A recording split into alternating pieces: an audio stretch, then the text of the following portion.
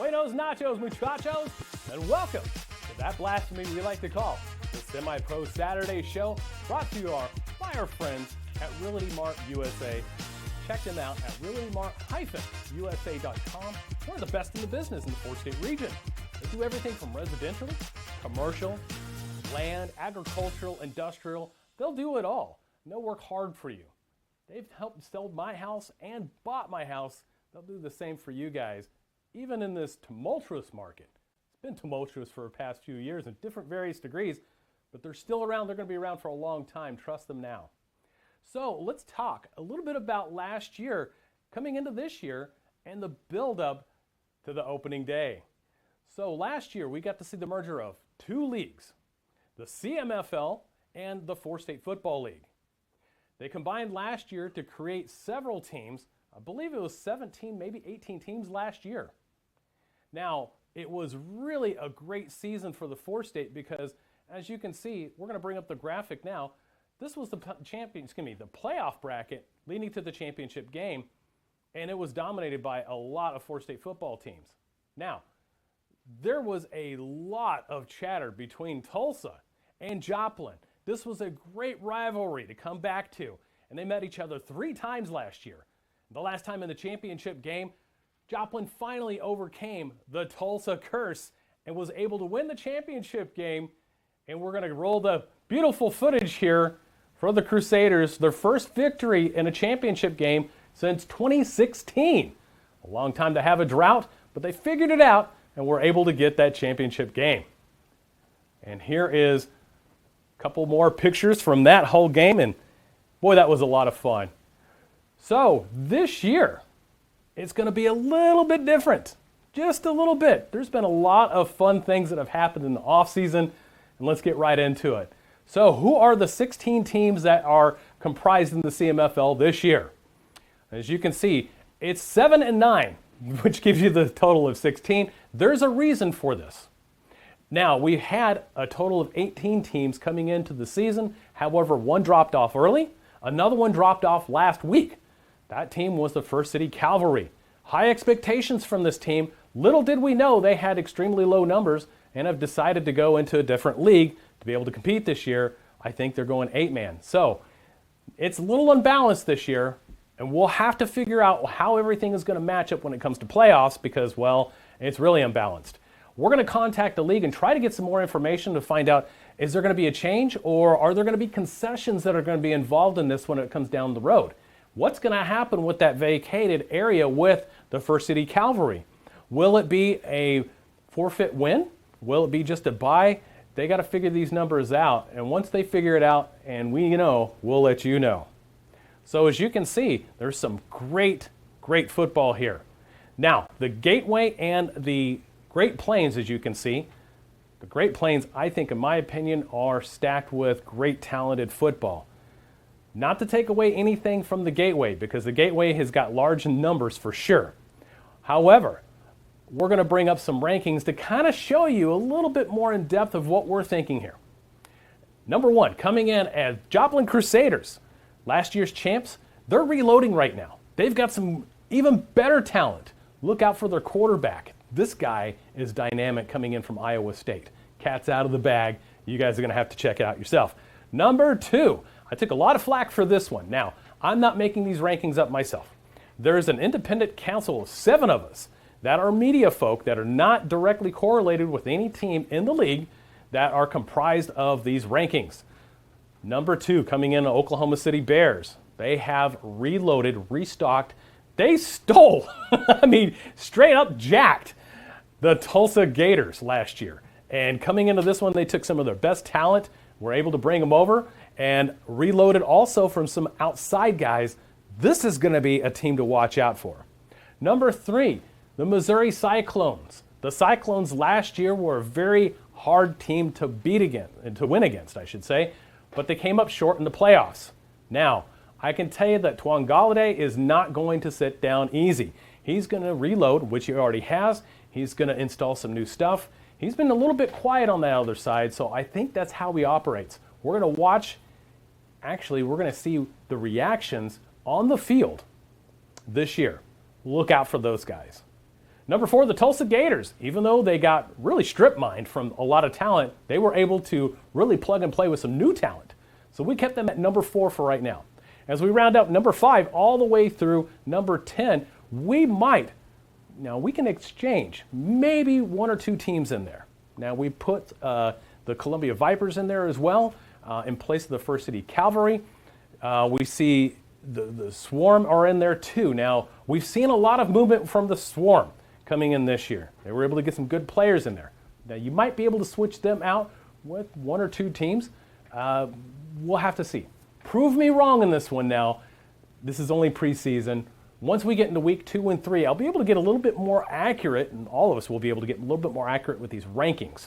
Now, it is semi-pro, so bear with us. We've seen a few preseason games, but it's hard to gauge in semi-pro because you just never know at different leagues and different levels. That sounds like a good team that they might have beat, but that team might not be the same team as last year. So bear with us, we'll get there. As we see the rest of the rankings here, we're going to talk a little bit more when we come right back about this week's game on opening day. Semi-Pro Saturday is brought to you in part by 950 Ways Graphics, professional graphics for players, coaches, and teams. Trust the pros at 950 Ways Graphics and look them up on Facebook at 950 Ways Graphics. Since 1941, the Dickey's family has been smoking the very best quality meats, low and slow, for 14 hours every day. It's how Mr. Dickey did it, and it's how we still do it in every Dickey's restaurant across America. Lunchtime, dinner time, anytime. Eat in, pick up, or heck, we'll even deliver to you. There is no shortcut to what we do. Come in and see us or visit Dickeys.com. Legit Texas barbecue.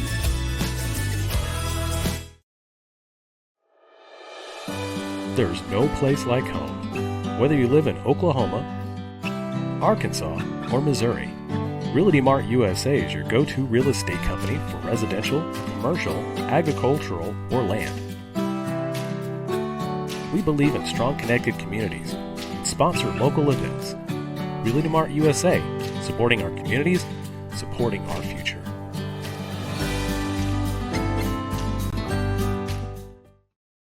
Welcome back. We're excited to have you guys here. Boy, this is going to be a really cool matchup. Now, this is kind of a start of a rivalry. This is a new team, the Arkansas Warcats, that are a split faction from the Northwest Arkansas Generals. Head coach, several players, one of the assistant coaches also decided that they wanted to do something a little bit different within the Generals organization, maybe split off and have 2 possible teams. They were starting to see some large numbers. However, there was a lack of good communication, I should say, and there might have been a lack of communication all the way around. With that being said, you have one party that's wanting to do one thing, another party that's saying, trust the process, stick around. And next thing you know, we have 2 different teams. One side feels hurt and feels that they shouldn't have done what they've done. The other part is thinking the same thing. These are how rivalries begin sometimes. This is a true bedlam. So with that now, we're starting to see some former Generals on the Arkansas Warcats side, and then some former players from different teams like, well, the Hornets from last year. We're seeing some of the Tulsa Hornets team migrate to the Generals. Some of this might have had something to do with the Victory Bowl. Not saying it was directly correlated, but we've seen some of the recruiting that's been going on, and a lot of these coaches that were involved were able to spend some time with these players. So I encourage you, if you are wanting to recruit better players, come to the Victory Bowl. That thing is loaded with talent. We had 124 players out there competing. And we're going to have probably less numbers this year because it was a little out of hand. But we got to see some great talent. We were able to help move talent. I mean, they were playing arena now in different leagues. I mean, IFL, the NAL, and a few others too. It was a great time. I highly encourage getting involved with that one for great causes as well. We'll get that later into the season. But for this game, let's just go right into the prediction right now. Brand new team faces an old team. This is going to be a heated battle, especially in the first quarter. But at the end of the day, I predict a 21-point favorite for the Northwest Arkansas Generals. I think it's not hard to say they have got some great talent that they've been able to recruit in. They're still a gelled team. I think they're going to really pull it off, and that's it. So we're going to get right back into weather, and we'll see you right back here. Well, good day, sports fans. I'm Joshua Weisel here in the Storm Studios taking a look at your game day forecast. And the game that we're highlighting today is the Arkansas Warcats versus the Northwest Arkansas Generals. So let's take a look at the forecast for today.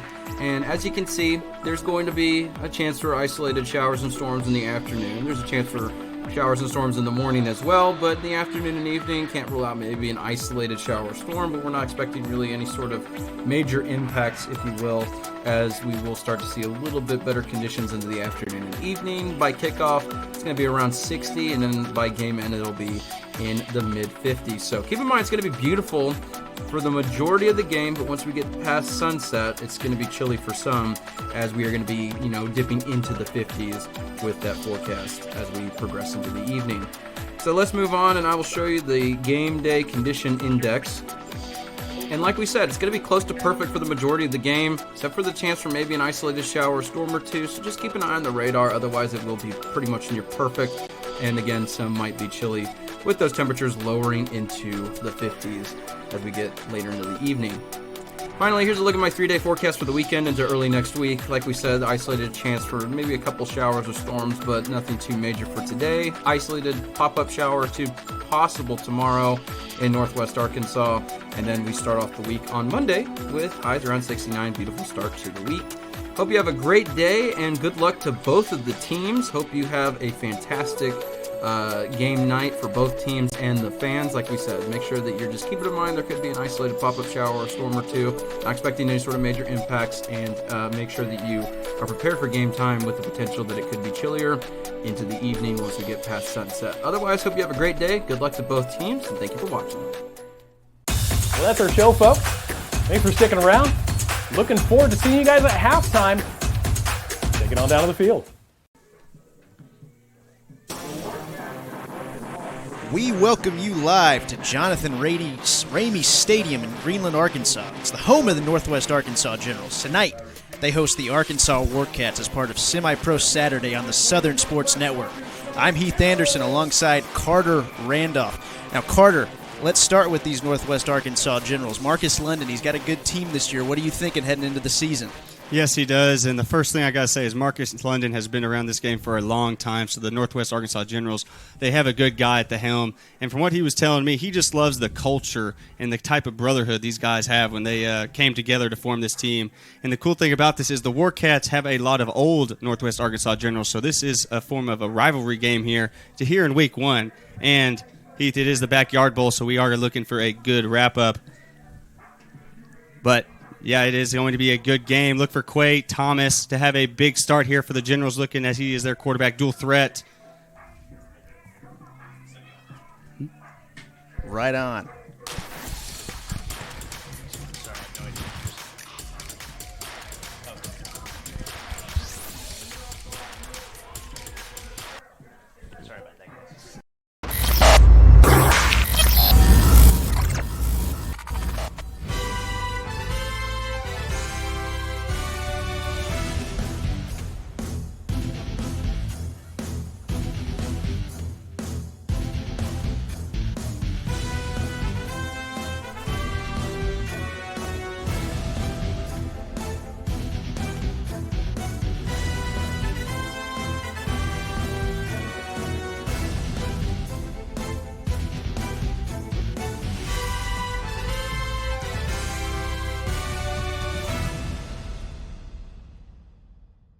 Back, and it is time for kickoff here, and it looks like the Warcats are going to kick off to the Generals.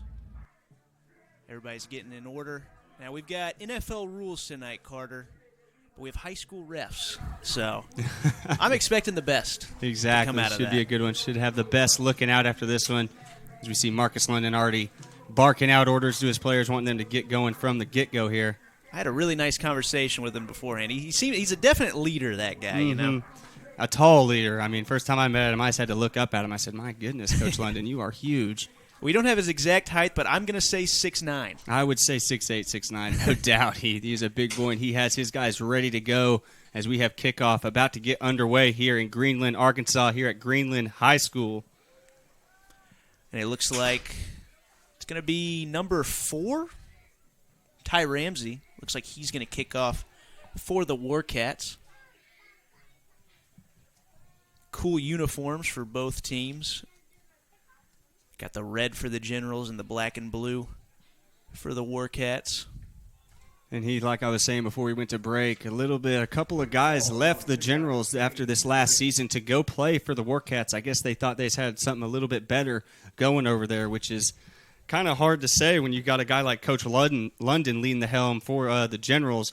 But this game has all the makings of being a barn burner from start to finish, Heath. So get ready for fireworks, my man. It's going to be absolutely fun. And so we're still waiting a little bit. It seems like these teams they're ready to go. Definitely licking their chops. And I didn't think it was that windy, already having to hold the ball down, but I guess the wind is picking up. I know the temperature is dropping because last time I was outside it was a little bit nippy, that's for sure. Definitely getting chilly today. And in northwest Arkansas, it can get windy pretty fast. Weird weather here in Arkansas. Oh, yeah. I'm from the Oklahoma Plains, so definitely know a little bit about the wind. It'll hit you from out of nowhere. It's a short kick, and we have a whistle already. And it looks like the Warcats might have got off to a little bit of an early start here. Might have to re-kick that one. And we're gonna re-kick it to start this season off. The Zebras already coming together to have one talk, and we haven't even had one offensive or defensive play yet. All in a day's work here. Exactly.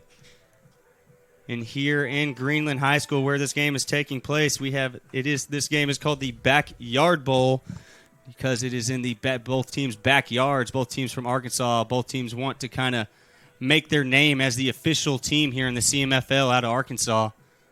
But, yeah, we have $10 entry for kids under 8, and it is also Survivor Saturday, Heath. So nurses get in free today to watch this Generals Warcats matchup. Right on. Love to hear it.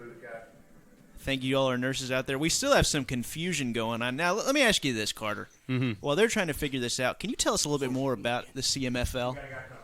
The Central Midwest Football League, it has been around for a couple years. Couple teams gone, couple teams come in. But this year, Heath, I have a lot of expectations because especially this conference, the Gateway Conference, has a lot of powerhouses in it, like the Oklahoma City Bears, the Tulsa Gators, the Joplin Crusaders, the Northwest Arkansas Generals. I mean, the Arkansas Warcats. Every one of these teams can make a difference on each and every given week. So I expect this conference in general to really make some strides here in the CMFL. Right on. Thank you, Carter. And so, I wish we had some football action to talk about. I know. I was so ready to get this thing going, but now we're just trying to figure waiting out game still. again. There's a little bit of confusion. It looks like they are waiting on somebody. We are waiting for the chains to get set up. Oh, the big chain gang. I would like to thank our PA announcer for Well, let me just tell you, I have seen this before because last game of last season, one of the chain gang guys had a broken leg, and they still let him work the chain gang, so I can understand them being a little slow. But you think they would have figured that out from last year because we couldn't believe it. He was just hobbling up and down the sidelines, man. Well, I guess shout out to that guy. Oh, trooper, man, trooper. But in hindsight, maybe you could have found another guy for that. A guy with 2 legs, something. 2 workable legs. That would have been great. It was pretty fun, but I think they are getting out here. At least they have some guys they're choosing from. Now, I'll tell you this.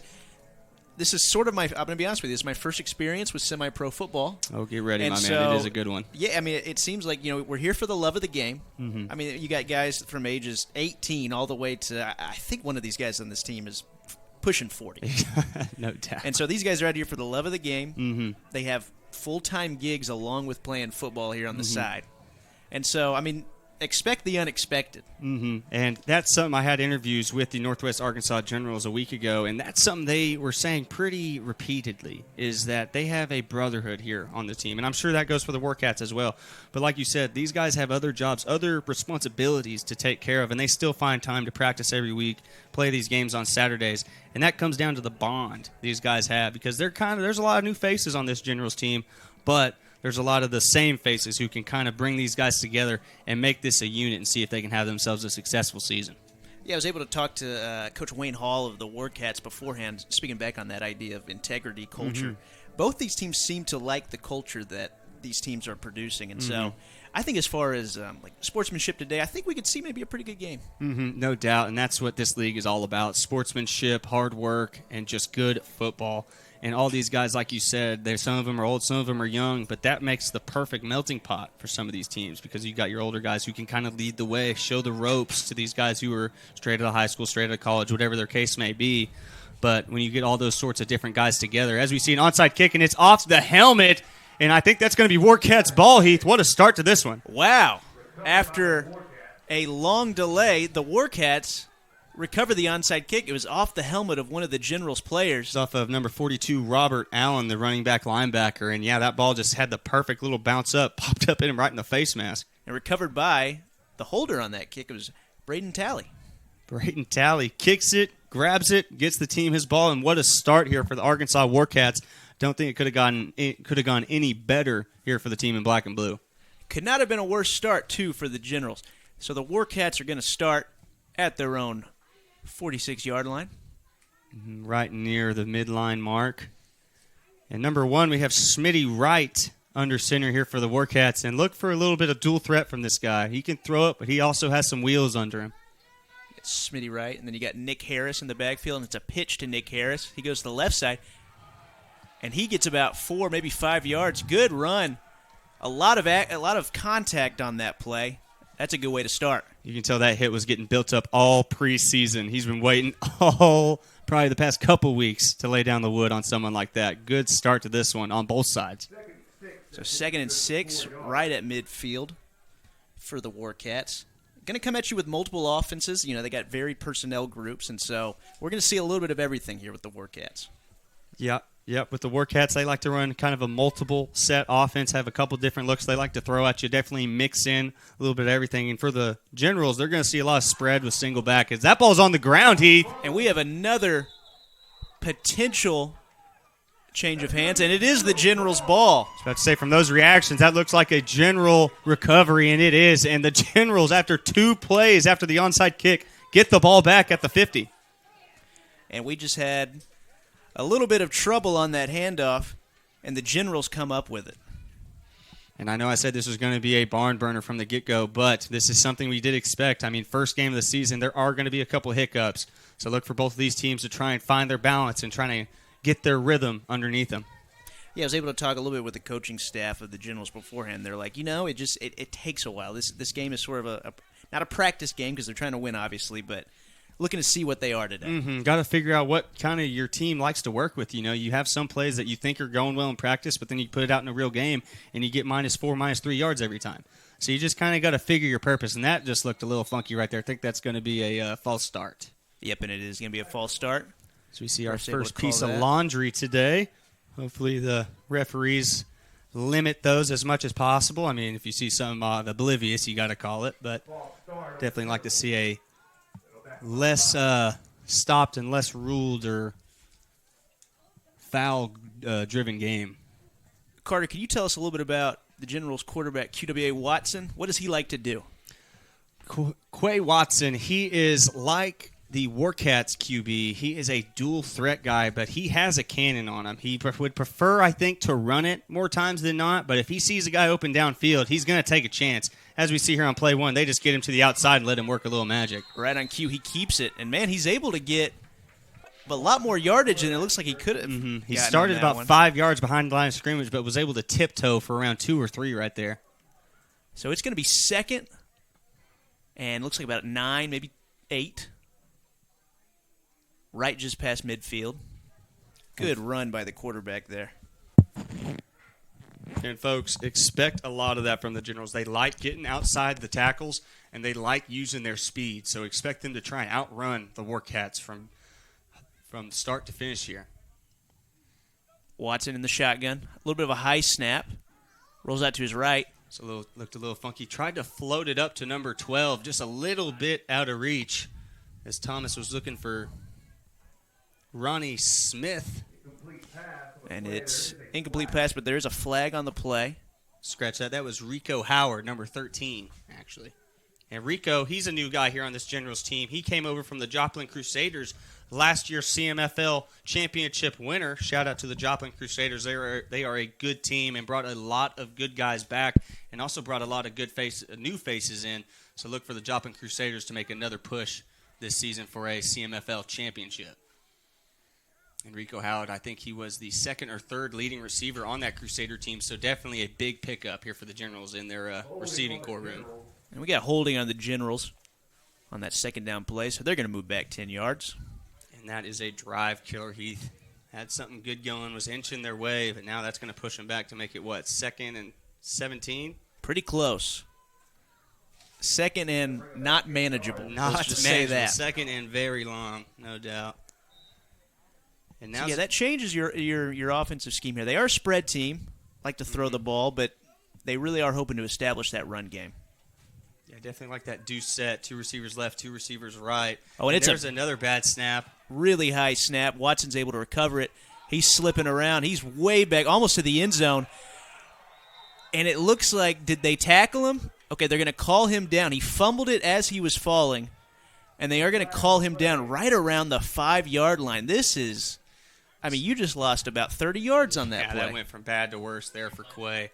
But we also see a piece of laundry out there on the far side, 30. So we're going to have to wait and see what that's all about. But to me, it looked like Quay was down, which, honestly, for the Generals, you hope the flag comes out and sticks because, like you said, that was about a 30-yard loss. So, that was just a wild play all around.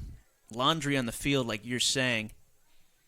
And I was going to say that was the perfect opportunity to kind of get Quay's arm underneath him, maybe get him to complete the throw, get some confidence behind him. But the center needs to get those snaps a little lower because that was about 5 feet above his head on that one. And that's going to pin him on, what, the 6th, Heath? It's going to pin him on the 6. And so they are going to down Quay right at that spot. And, it's you just got to run a play here on third down. What is your third and 50? What is your 3rd and 50 play, Carter? Still got to try and get it in your best player's hands. There's not too many options, but I'm going to the more open side of the field and just getting Quay Thompson a blocker, seeing if he can make a couple moves. Another high snap. They hand it off to the running back. He gets hit. There's another flag on the play. We got a lot of laundry so far in this game. We're not even 2 minutes in. A lot of early hiccups here for both sides. So they're both still trying to figure it out as we see one of the dogs that was roaming the field earlier. Glad they got him picked up off the field because we thought he was going to be running circles. Nice little pug named Ozzy. They are the Warcats, but that could also maybe be their mascot, too. They got a jersey for him and everything. Exactly, as he makes his way into the booth. Nice to meet you, Ozzy. We have a dog with us in the booth. And now it's 4th down and very long. The chain gang is also a little rusty. Still has it on 2nd down. Took me a second there. It's going to be 4th down, and DeMarco Hubbard, who we saw cooking some nice, pretty lengthy field goals on while he was practicing, getting warm for this game. Saw him kind of hovering around the 30-35 and was kicking it a pretty good distance. And, Carter, there's another flag. No, that is number 5 or 6 here, and we are not even past the 13-minute mark. I think they're illegal substitution. Okay, that's what it is. And it looks like it is the punter there, Hubbard. He's as confused as anybody out there. Like, man, I'm kicking it. I'm the guy who's supposed to be out here. What do you mean? And so they move back just a little bit closer to the end zone. And since we kind of got the spotlight on DeMarco Hubbard, I'd love to kind of give you a little player spotlight on him. He is kind of the heart and soul, if I may say, of this Generals team. He's been around the game a long time, played some arena football about 3-4 years ago, and he's been with the Generals here for the past 2.5, came in mid-season 2 seasons ago. So he knows this team, knows Coach London, and he expects great things from this Northwest Arkansas General team here in 2024. So the refs are talking it out here. We've just, it's the first game, like we were talking about. Everybody's just getting their feet wet. Mm-hmm. And that's what you're experiencing here to begin this game. Coach London, he's out on the field. He's trying to figure it out. We got a sub coming in.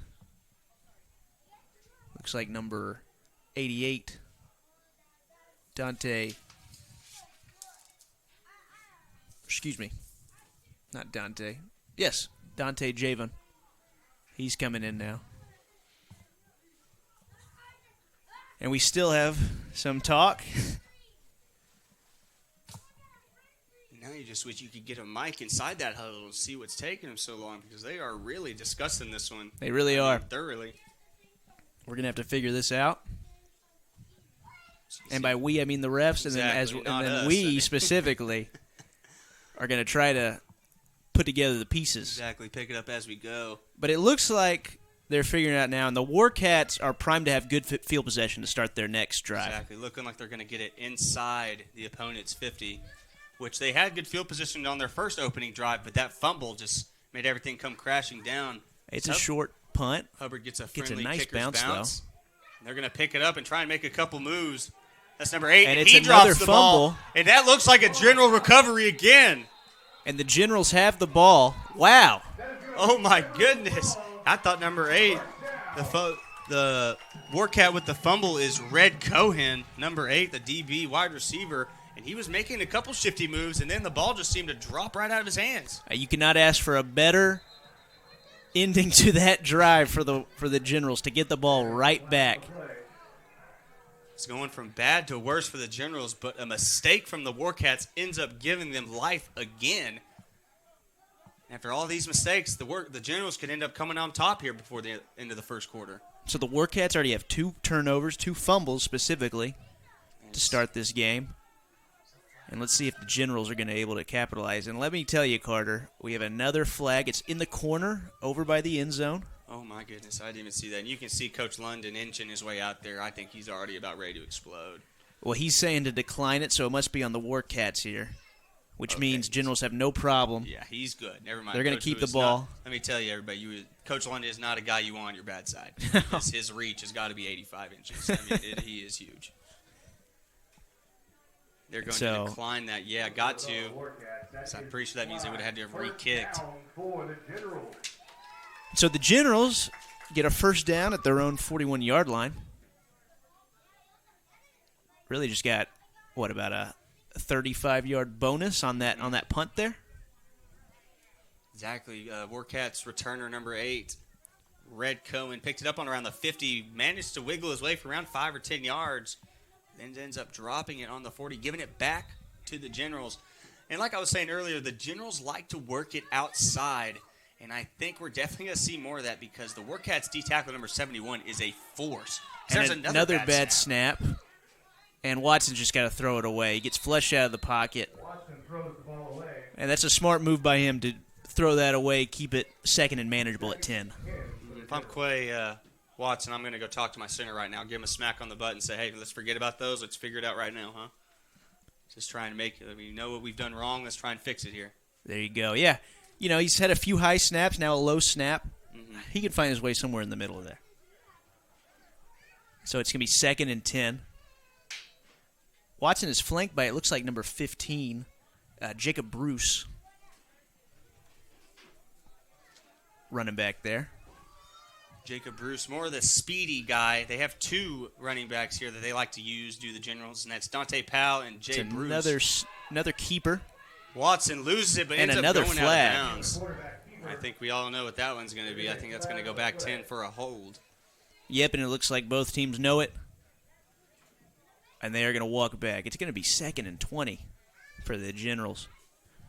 Both teams early just kind of shooting themselves in the foot. Both teams not able to get ahead of the chains here early on. But we could see a little magic there from number 10. He almost made that guy miss, but luckily the defender was able to pop the ball loose and force it out of bounds. Or that could have been a 20, 30-yard gain right there.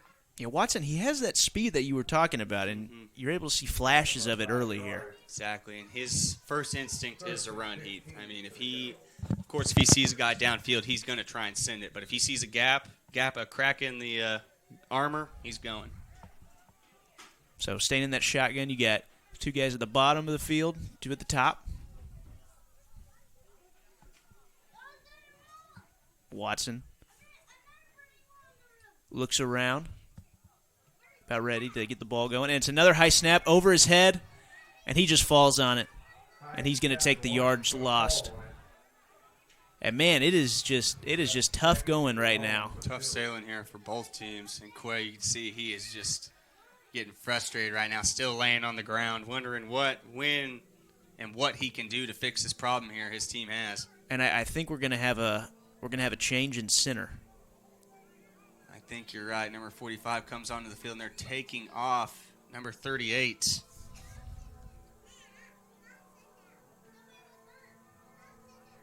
Scratch that, number 98. Ray Amos, the O-line, D-lineman.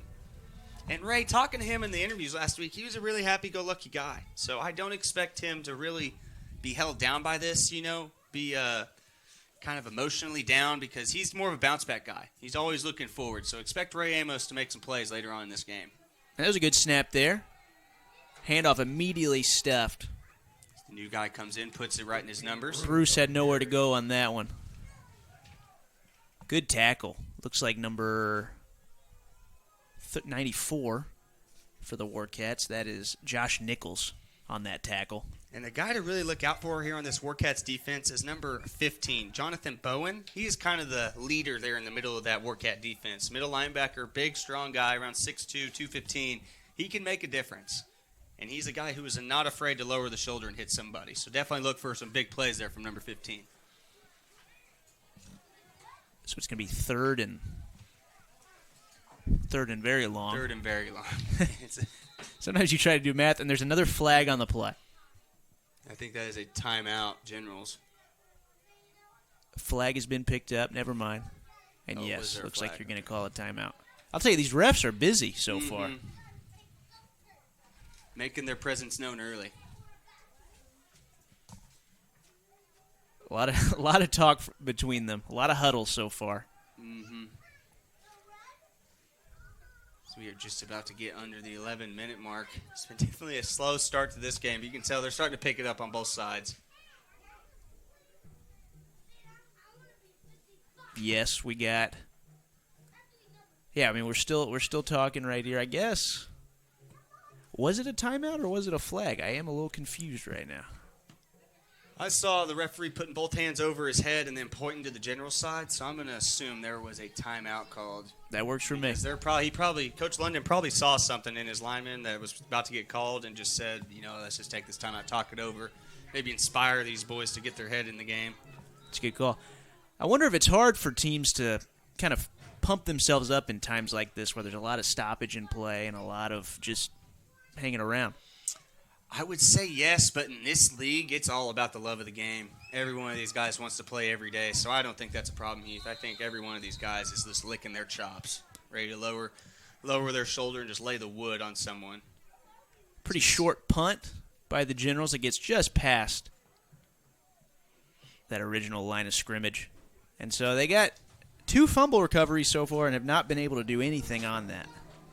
Cale Williams for the Generals, and number 9, Devin Holloway, chirping it up a little bit after that ball rolled out of bounds. Saw those two kind of looking each other up and down, seeing what they're both all about. Just trying to fire their teams up so far.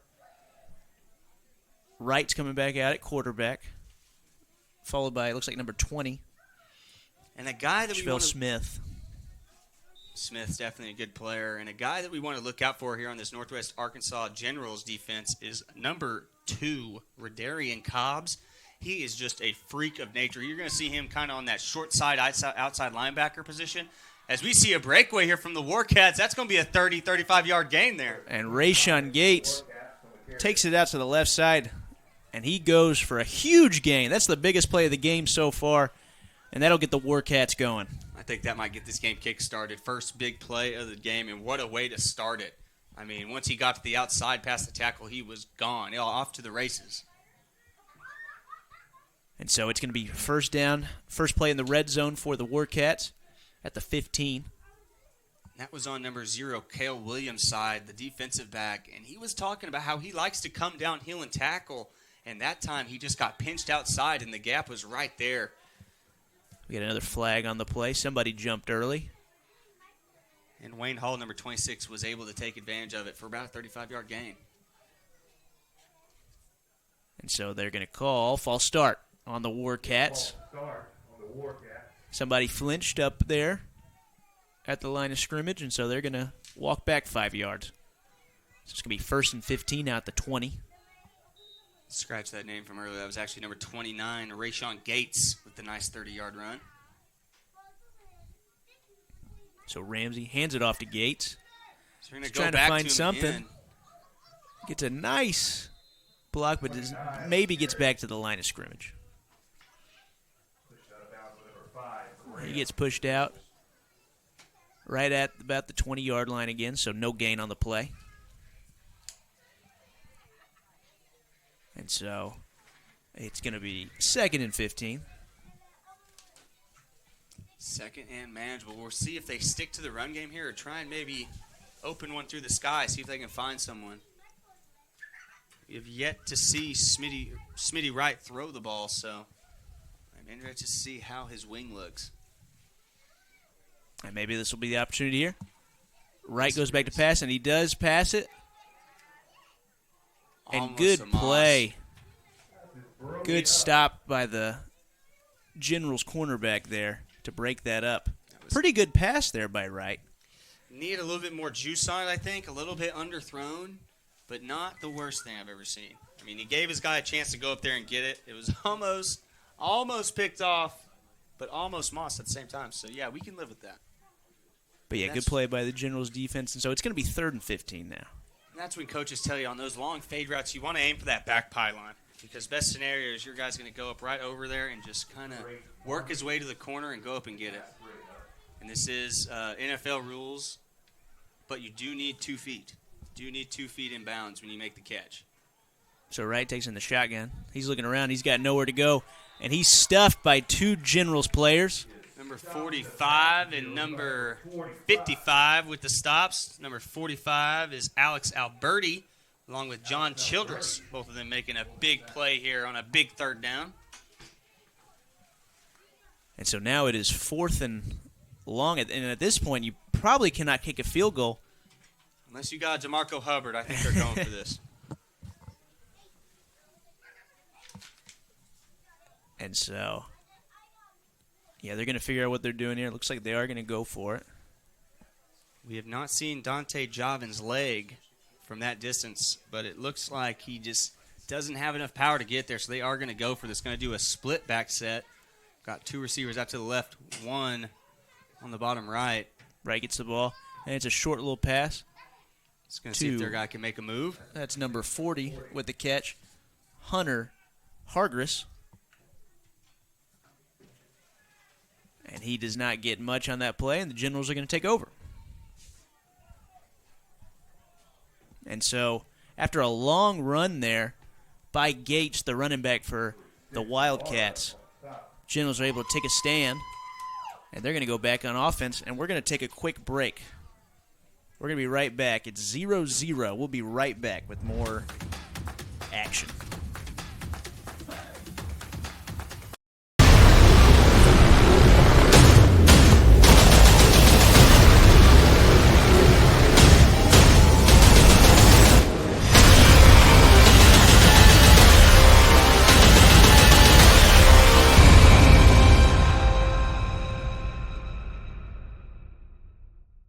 The roof is a home's main defense against the elements, so services like upkeep, repairs, and upgrades are vital. David's Roofing is the only roofing contractor in Northwest Arkansas that has the prestigious Select Shingle Master rating from Certainty. With David's Roofing, your roof is in good hands. And we're back. The Northwest Arkansas Generals with their 1st and 10 play, and it is nearly intercepted. A bad pass by Quay Watson there. And number 26, the defender for the Warcats, basically ran the route for the Generals, as he was basically the slant in front of the slant Thomas was trying to find and almost came up with it. But luckily Thompson underthrew it, and it almost bounced right into his hands. Went right off his numbers. Probably a reason he's playing defense. But he was in good position, and that's why he's out there as a linebacker. I'm sure Wayne Hall wishes he could have that one back, because that seemed like a pretty soft slant throw. I don't know if Quay just didn't see him or just maybe underthrew that one a little bit. So it's 2nd and 10 now. Quay back in that shotgun. Takes a pass. Fakes the handoff. Read option. Sees the hole in the middle. Nice spin move there. He does make a nice move to get the 1st down. And there's that speed you were talking about. After that read option, keeps it himself. And that's General's 1st down on that play. Spin move there at the end. Thomas is a freak of nature. If he sees any sort of daylight, he's going to try and push his way through. So expect a lot more of that this game. But like I wanted to say after break, the Warcats' last offensive possession may have kick-started them because that was the best we've seen so far in this game. And it looks like the Generals kind of wanted to answer back after seeing something like that because that was the best all-around play I've seen from O-linemen to receivers to Quay Thompson under center. Receiver motion. It's a handoff inside. And the running back for the Generals is not able to get much. Several Warcats on that tackle. Looked like, again, that was number 15, Jacob Bruce on that run. He's pretty much been your primary back so far. Yeah, Jacob Bruce, definitely the speed here for the Generals' backfield, but definitely look out for Dante Powell. He'll get his name called, and I think we'll see it on about 3rd and 1, 2nd and 1 scenario, maybe a goal line scenario, because he's a force. He is a force to be reckoned with. So it's going to be 2nd and 8 for the Generals. They're creeping up to that midfield. Still going to be lining up in that shotgun. Been running the ball mostly. Have not had a completed pass so far. And it's going to be another read option and a keeper this time. Watson might have made the wrong choice because he gets stuffed right at the line of scrimmage. That was Justin Pounds with the tackle for the Warcat number 2. And as you can see, he is a big boy. Doesn't really look too overpowering, but he's got the size and he's got the strength. 6'3", 215, 225. He definitely holds down that right side, or that left side, I should say, for the Warcats defense. Firing up his guys right now. He feels good after that play. Mm-hmm. And it does look like up front there is a slight size advantage for the Warcats. Just a little bit. That's something we all were kind of noticing there early. It seemed like the Generals just didn't have the bodies that the Warcats do, but we all know the game of football. Sometimes speed is all you need. So if the Warcats can't cut off the Generals going on the outside, it could be a long game for them. And we're going to take a timeout along with the Generals. We will be right back. It's still 0-0 with 5:50 left in the first quarter.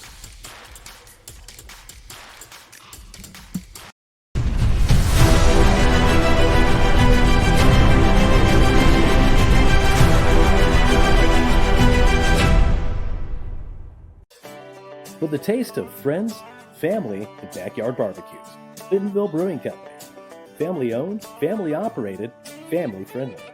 Pick up a 6-pack of your favorite IPA, porter, sours, or any one of the delicious flavors Bentonville Brewing has to offer.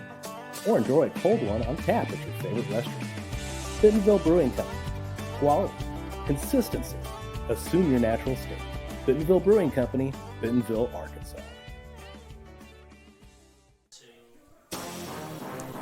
And we are back, still 0-0 in the first quarter. Like we said, we got about 5:50 left to go. Here's a nice little sideline cam for you, brought to you by the Southern Sports Network. Looking at what Coach London and the Generals are doing in their huddle right by the sideline. And we're back and we're ready to go. Still going to be 2nd and 8 for the Generals. And so we've seen a lot of mishaps so far, but these last couple drives, there's been a little bit more offense between both these teams. You had a big run by the Warcats in their last drive, and then you just saw Watson right before the break have a nice first down run. Mm-hmm. Definitely both teams getting into their rhythm here with just under 6 minutes left to go in the first. Took them about 10 minutes to figure it out, but they are getting it slowly but surely. Almost got a jump there from number 28 or 26 for the Warcats. Was able to hold his ground just enough. It's Thomas making a couple changes there. Yeah, it looks like he is calling an audible. We got trips at the top of your screen. Oh, and there was a Warcat that just left. Had a guy wide open too. But like you said, almost got lit up. My mouth was wide open. I was thinking Thomas is about to get pile drived into the ground. I was with you, man. Breaks his way out of the pocket, has a guy, but there's just too much pressure. He couldn't get enough power under it. Yeah. But he had two guys wide open with a linebacker trying to trail, so I don't think he would have been able to catch up. big opportunity missed there for the Generals. Had me mesmerized, but used that speed to get out. But yeah, it was just a bad underthrown throw. And perfectly timed blitz there from the Warcats because Thomas didn't see him coming till the very last second. I mean, perfectly dialed up. And so now we're going to get another punt by the Generals.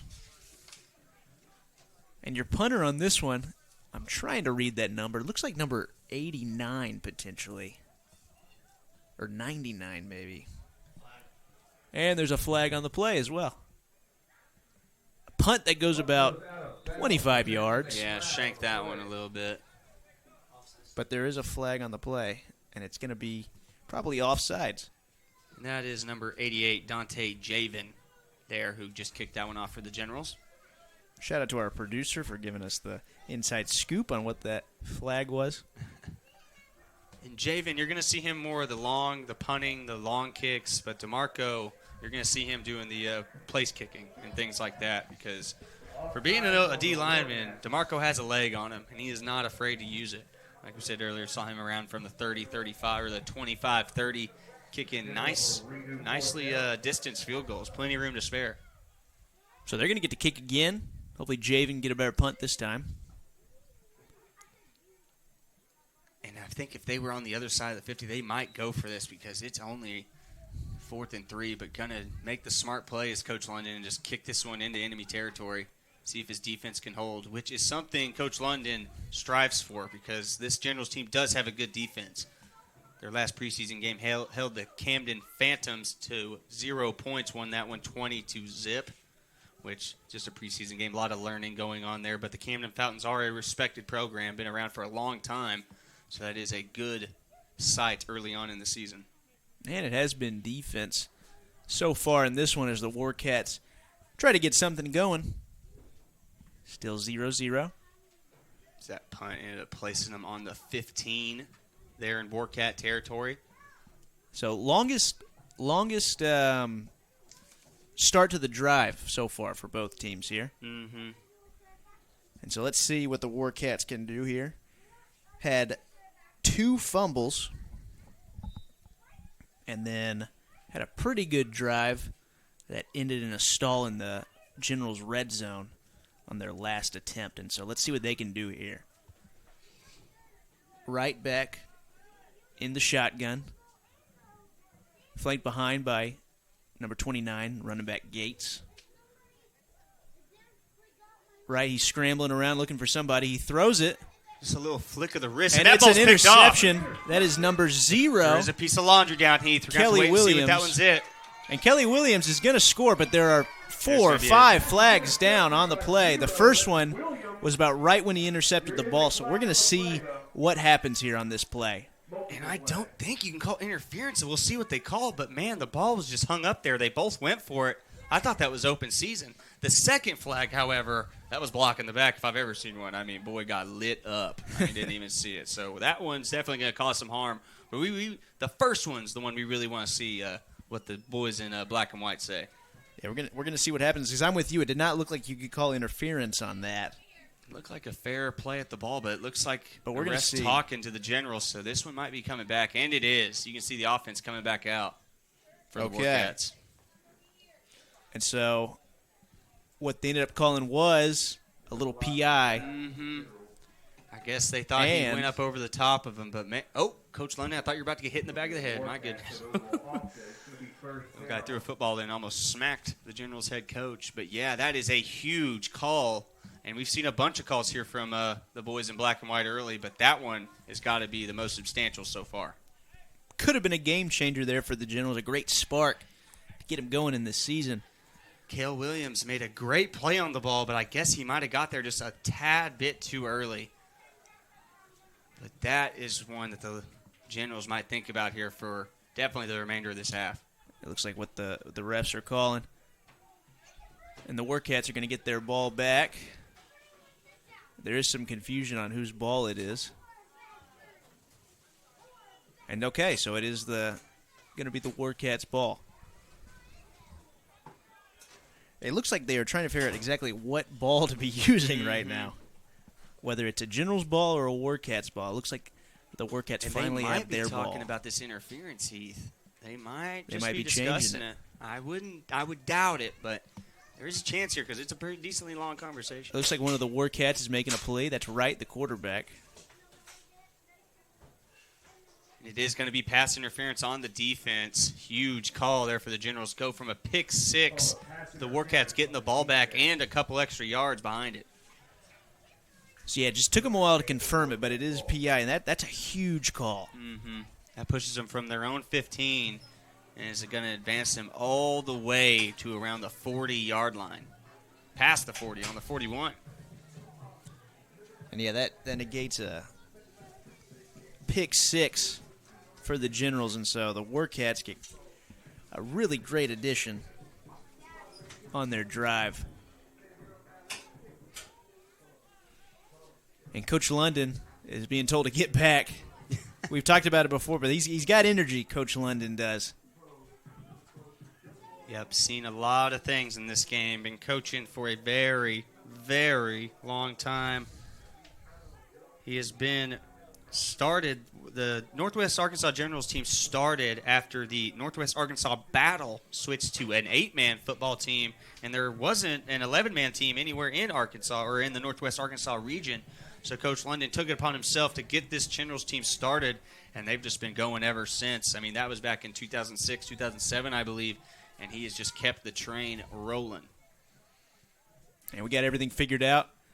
Wright takes a snap, keeps it himself. There's another flag on the play. He's able to get about 4 or 5 yards, and he did fumble the ball, but they are going to mark him down. I think this one might be coming back, though, with that flag on the play. I think you're right, and I apologize. That last comment I made, it wasn't 2007. That was the Arkansas Warcats, who have been off and on since 2007, but the Generals actually were created in 2020 after the battle went to 8-man. So still a relatively new team, but definitely a respected team nonetheless. Yeah, made the playoffs, lost to Missouri Cyclones.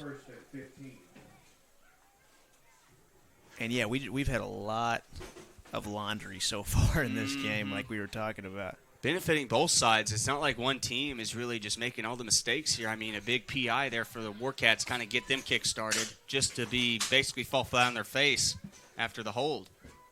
Yeah, just back and forth on that. So it's going to be 1st and 20 now at the Warcats. It looks like about their 23-yard line. Sometimes from the angle we're at, you can't tell too well. But Wright takes a snap, hands it off inside.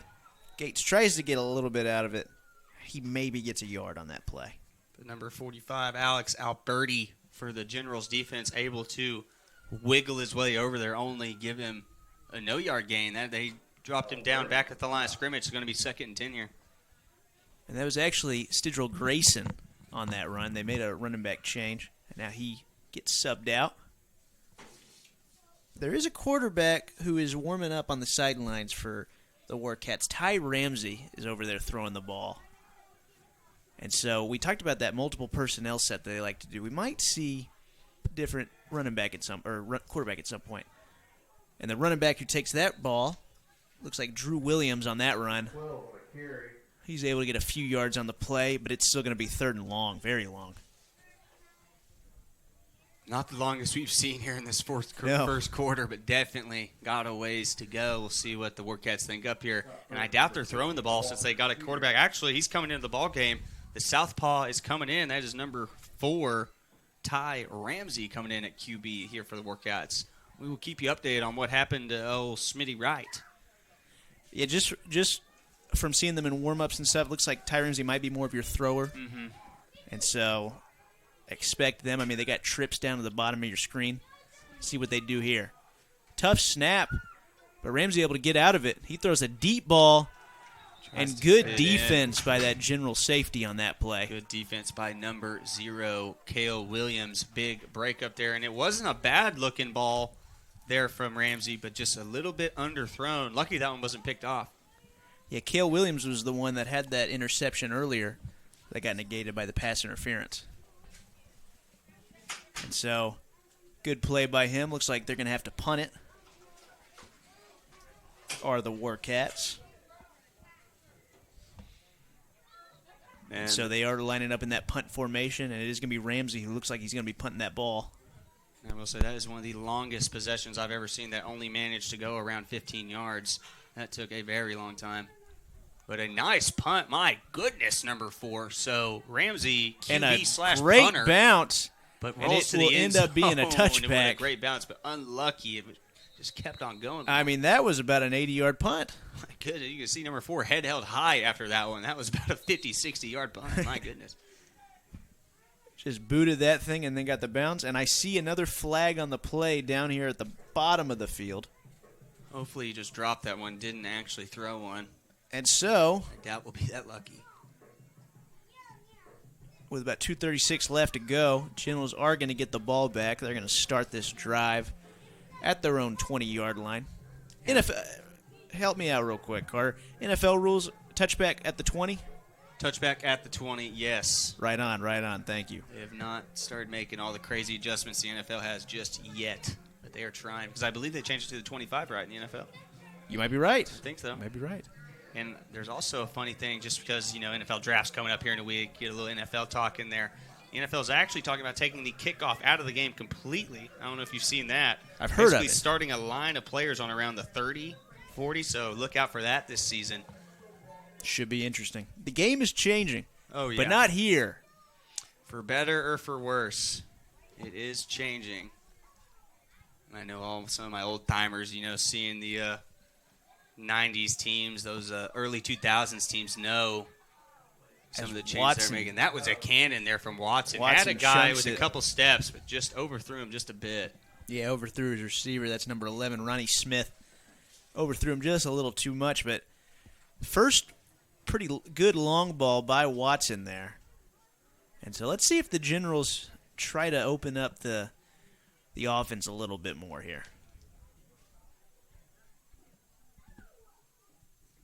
Seemed like a sort of a statement play to go for it deep on your first play of your drive. Mm-hmm. Some coaches say just got to keep them on their toes. Don't want them just coming straight downhill, think it's going to be run every time. Got to make sure they know that we can go over the top of them at any moment. So it's going to be 2nd and 10. Watson hands it off inside, and it's another he fumble. Loses it. And it looks like the Warcats have it. The ref is signaling that the Warcats have it. And that's going to be right around the 20-yard line. They're in the red zone of the Generals. Big play by that Warcats defense. Is that the 4th or 5th turnover we've seen here in this first quarter? I believe it is all fumbles, I'm pretty sure. Yes, I believe it is the 4th. What a start to this one, folks. Still 0-0, just about 2 minutes left in this first. But it is a back-and-forth matchup. Neither team is able to really take control of this one, but still plenty of ball left, Heath. Yeah, and it seems like each team, their best offense has been these turnovers that we're talking about here. A couple of great starting field positions for both teams, just haven't been able to capitalize. And if you're the Warcats, you have to do something here. You got to put points on the board, starting this drive in the red zone of the Generals. And let's see what they do here. They're keeping Ty Ramsey in at quarterback. And again, you got number 20, Chevelle Smith in. And he gets pulled from behind. Number 50 with the tackle right there for the Generals. That is Rashad Walker, senior linebacker / DN. Nice tackle there. First play of the possession there. So Ramsey, you got Harris, number 10, behind him. And it's going to be 2nd and 9 after that play. Nice stop by the Generals' defense there. Something they pride themselves on, their defense. But just for all the folks that weren't able to catch the beginning of this one, this is the Backyard Bowl. Northwest Arkansas Generals going against the Arkansas Warcats. $10 for anyone under the age of 8. And it is Survivor Saturday, so nurses get in free here at Greenland High School Stadium. That was a good run by Harris, but there is a flag on the play once more. And I see a general clapping, so I think it's going to be on the Warcats. Someone must have got a little too handsy there, assuming it was a hold on that one. And that's what it looks like it's going to be. Let's see what the ref calls, and yep, it is going to be a hold. block it below the knees is what they're calling. Something you don't see all the time, but something you definitely don't like to see either because, man, your knees, that is a dangerous game you're playing when you start involving knee hits or low blows, which, shoot, I understand me playing safety and an underside safety at that. I mean, those big boys come down running downhill. Shoot, I'm going thigh or lower, man. So I understand. I mean, you definitely don't want to go high on some of these boys. But that is always a scary deal because knees, you know how shaky they can be. And it's a tough penalty, too, because it's 15 yards instead of your normal 10 for a hold. So Ramsey hands it off again to that running back, Harris, who is not able to get really anything on that one. He might even lose half a yard or so on that play. And honestly impressive what he was able to do with that because he basically hit the backside of his lineman immediately as he got the ball and was still able to inch his way back to the line of scrimmage. So good job there on number 10's part for the Warcats. Gates comes in for Harris now for this 3rd and long. And so looks like the Warcats, we'll see what they do on this play, but if they aren't able to convert here, then it's another possession with good field position where they're just not able to get anything going. Just wasted. They can't get something here. And why did he jump? Ramsey fakes him out. He's able to get some yards on the play. A couple of generals tackle him about the 20-yard line, right back to that original line of scrimmage, pretty close to it. So it's going to be 4th and about 11. Carter, what are you thinking here? If you're the coach of the Warcats, you going for it? Well, what we saw last time is they didn't bring out a kicker, and I'm pretty sure they were a little closer than that. So I think they're going to try and pick up the 11 here, see if they can keep this drive going. But, man, the thing I looked down that last play, Cobbs, usually a sure-handed defender, jumps in the air and just gives the quarterback the lane. Don't expect that too often because Cobbs, that's the big thing that Coach London talked about is his IQ. He knows the game, and he knows what position and where he's supposed to be from any given play. So on 4th down, they are going for it. Look for one of these and matchups, Cobbs. And he gets stuffed early. And that is number 2. That's for Darian Cobbs. Number 2, we were just Cobbs. talking about him. Jumped in the air on the last play, but this play said, I'm going to plant your butt in the Right ground, on QB. cue. Completely redeemed himself. And so, at the end of the first quarter, it is 0-0 still. The Generals will have the ball after the break, and we will be right back.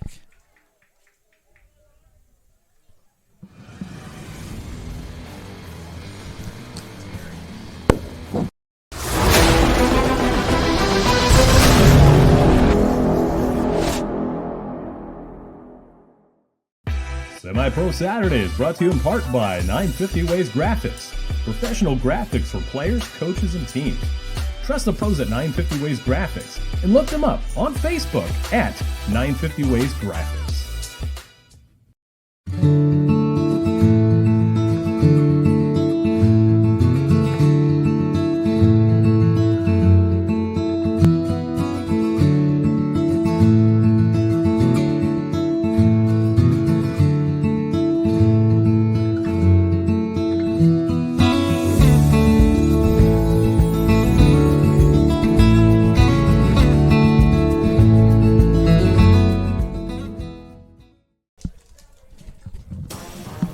We are back.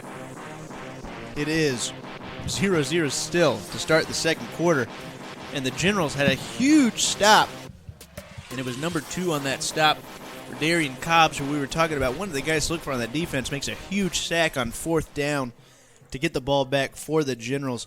And they're going to start it right around their own 30-yard line. They just have not been able to get anything going on offense so far. Let's see what Watson and them can do on this drive. The fumble bug has just killed the Generals there in that first quarter, but still plenty of football left. So expect the Generals to get their feet under them and start playing some high-quality football here in the second quarter. So on 1st down, shotgun snap to Watson. He's not able to go anywhere. He gets sacked. I knew it. That's going to be the ref kept it down. I thought one of the Warcats might have bounced on the QB a little late there. Was a little bit of a late hit, but not enough to warrant a flag on that one. Nope, the ref ended up keeping it in his pocket, and that's going to be a nice tackle for loss there for the Warcats. Had about 3 D linemen work his way into that one. Team tackle there for the Warcats. And so now you get 2nd and 9. You're going to have trips to the right here. And looks like receiver to the top of your screen. Pretty much sticking with the same formation. They like that spread like we were talking about. And when I talked to Rico Howard last week, the receiver in the middle of that group, he really likes that trips formation because it bunches everyone up and he's able to kind of wiggle his way into space. You can see they were trying to get it to him there. A good bat down by Terrell Henry, though, on that play for the Warcats. Henry able to notice the pocket shifting and able to get outside and get right in front of the throwing lane there. So it's going to be 3rd down and long.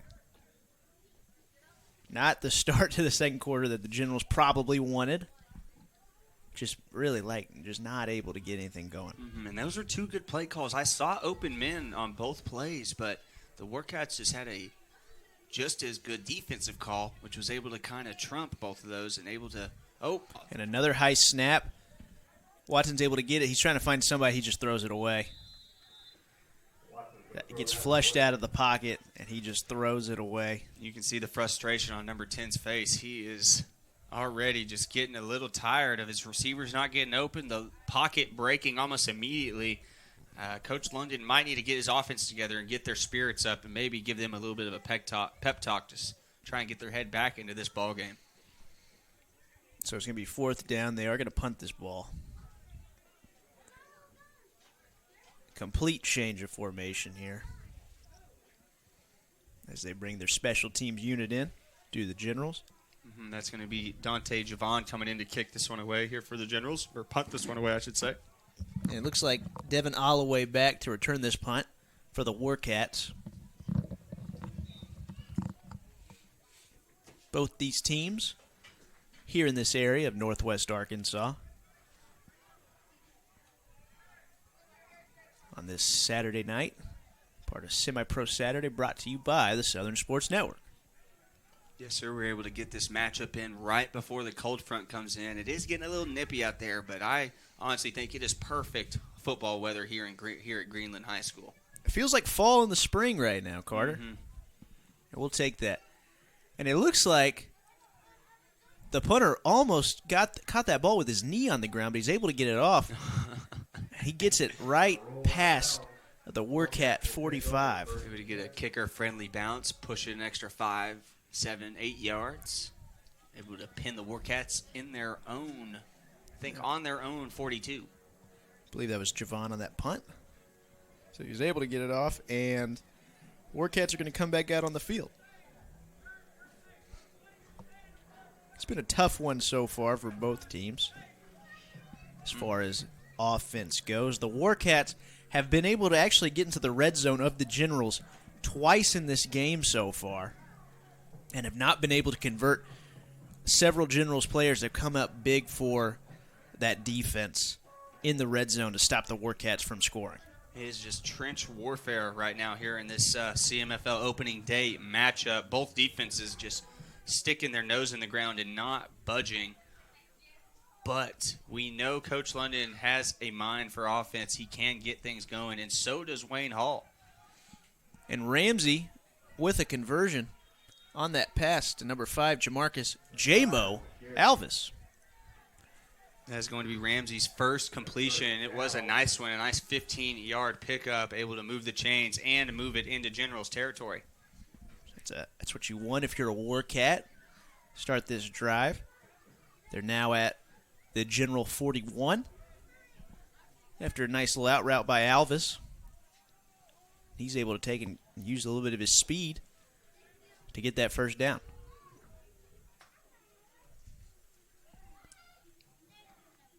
Number 10, Nick Harris in it as he gets the ball. Never mind, that's number 46. And our Colby apologies as well. That's number 4. Oh, that is Ty Ramsey. My bad. There we go. Yeah, but I think Ty Ramsey, at least for the time being, has kind of placed himself in that quarterback position here for this Warcats team. I don't know what happened with Smitty, if they just kind of weren't feeling him with this defensive set they're getting or what. But Ramsey is going to try and take control and take the initiative here for the Warcats. I do see Smitty right at around midfield talking to one of his coaches. Looks like he's ready to go at any time. But this is Ramsey's team right now. He takes the snap, throws a pass. He's got a wide open player, and a good catch there by number 21, Zay Iverson. Down to the 14-yard line. That was a good play right there. Nice little corner route there from number 21. And number 4, Ramsey, able to just kind of float one out there. Didn't he? When he first threw it, I didn't even think it was going to be within 5 yards, but it just kept floating right into the breadbasket there for number 21. Nice pass, nice completion there for the Warcats. And so, now, the third time the Warcats have been in the red zone, and we'll see if they can convert here. They say third time is the charm, and we'll see if that's true here for the Warcats offense. This matchup gave the Generals a 21.5-point favorite here to start this one. That was done by Chris Dodson, the owner of Southern Sports Network, also in charge of kind of seeing teams and seeing who's favorite, who's not, who may be the underdog. And I think this opening day might be a little closer than a 21-point spread. Sometimes opening days are unpredictable. Like that snap was unpredictable. Colby Gardner just had to pick it up and fall on it. And so it's going to be second and about 15 now. Trouble in the red zone. That's been sort of the Achilles heel so far for the Warcats. This is kind of in no man's land here for the Warcats because we've seen them get almost to this zone twice and not bring out a kicker both times on 4th down. So for the Warcats, they better hope they get this within 4th and 5 if they want to have a chance. Gates takes the run, and he loses a few yards. Looks like Hubbard was on that tackle, able to stuff him immediately. That is DeMarco Hubbard, big 55, the veteran on that General team, able to wiggle his way past the trenches and bring down the Warcat running back for a nice 3 to 4 yard loss. So it's 3rd and long. And that is probably the worst thing that could have happened for this Warcats offense is, like I just said, they don't have a kicker, I don't think. So this makes the impossible almost seem impossible. Looks like number 21, that's Zay Iverson, back into the game. You're going to have trips to the bottom of your screen, and you've got number 5, Alvis, up at the top, and there is going to be a timeout called by the Warcats. And so while they talk things over, we are going to take a quick break. Still 0-0, 10:27 left to go in the second quarter here on Southern Sports Network.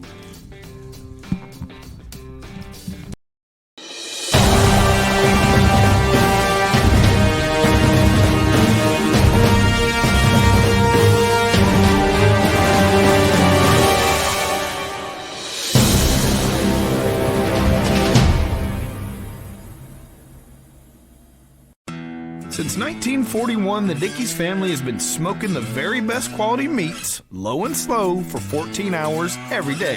It's how Mr. Dickey did it, and it's how we still do it in every Dickey's restaurant across America. Lunchtime, dinner time, anytime. Eat in, pick up, or heck, we'll even deliver to you. There is no shortcut to what we do. Come in and see us or visit Dickeys.com. Legit Texas barbecue. And we are right back, and it's going to be 3rd and long for the Warcats after that timeout. They wanted to talk things over. And so, but it looks like they're still in that same formation they were right before that timeout. Trips to the bottom of your screen, Alvis at the top. And he fakes the pump fake to Alvis, and then he is going to throw up to Alvis. We've got, they're going to call pass interference. They're going to call pass interference on the Generals, and specifically definitely a little Cale Williams. handsy on that one, but I don't know if that ball was catchable. I mean, that ball seemed a little bit out of bounds for my take, but I will say number 0, Cale Williams, definitely might have jumped the gun on the receiver there. It looks like he might have grabbed him. So what might this might be holding.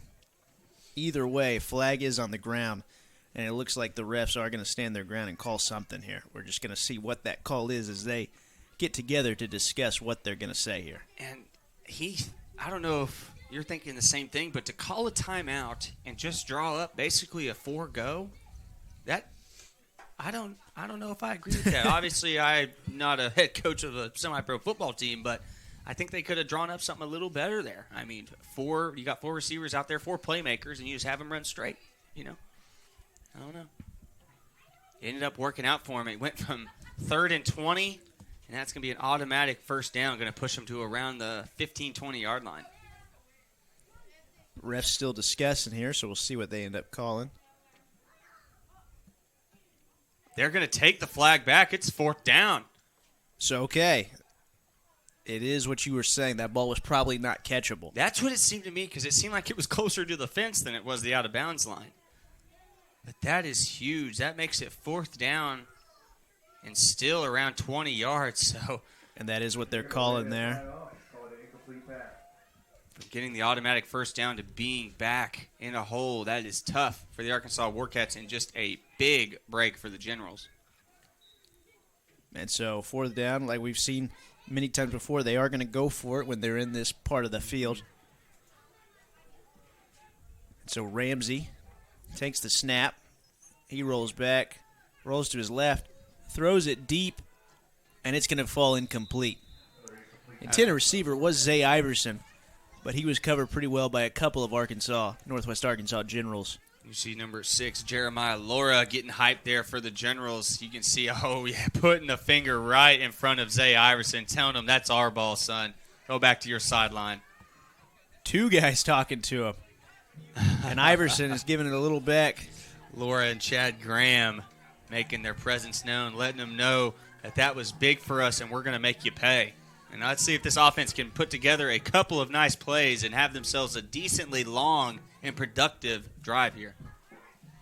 Yeah, big play like that hopefully sparks this offense. And there's Smitty Wright.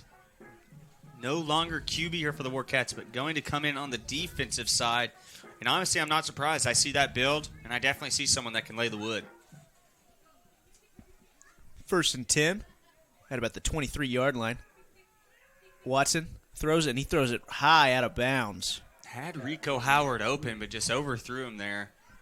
And honestly, don't know if Rico could have gotten any yardage out of that because it looked like there were some Warcats coming in hot pursuit. But you like to see an easy throw like that.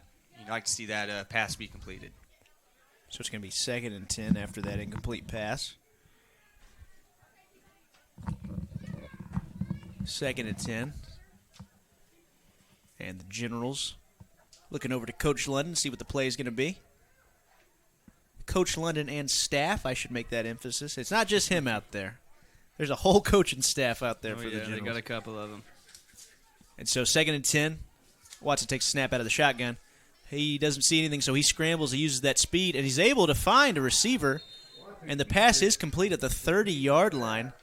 Good catch there by number 11. Jordan Scott. And a good play by Watson to be able to get flushed out of the pocket but still find an open receiver. So it's going to be 3rd and about 4, maybe even 3. Mm-hmm. And sorry about that, folks. There are 2 11s there for the General. One's defense, one's offense. That was actually Ronnie Smith with the catch. Way to go down and get that one was number 11. So it's 3rd, and this is an important play here for the Generals, I would say. 3rd and probably the most managed down they've had so far is Watson. Looked like he didn't quite know what to do right there, and he's still on his feet. They do not call him down, and he's got room. He's got some room, and he gets waylaid out of bounds. But at the 35, he gets the first down. Carter, I'm going to be honest with you. I thought they were going to call him down. I thought his knee might have touched in the backfield there. That looked close. It looks close. You can see it. But our producer is shaking his head. No sirree. The knee was not on the ground. But honestly, let's see what kind of this next play is, because for a 3-yard gain, Quay Watson actually ran about 45 yards in total. So we'll see if they kind of try and get it out of his hands, maybe do a go route, just let him float one up to a receiver. But I'm assuming Quay Watson's a little breathed after that one. Big play by Watson to be able to keep this drive alive. And that might be the spark the Generals need. He's looking around. Finds a post and he's got Ronnie Smith. That looked like it hurt. He came down on his knee hard. Big hit, but a good catch there. As you can see, he's a little ginger, and that was Ronnie Smith again. Nice grab. Ronnie Smith. But dang, he is hurt. You saw his knee kind of pretzel down there. Yeah. Oh, my goodness. But it was a good catch. And as you can see on that replay, hate to take your spotlight, but I think we're going to go to break real quick and kind of let them figure this one out. Yeah, we are going to go to break. Just under the 9:15 mark here in Greenland High School.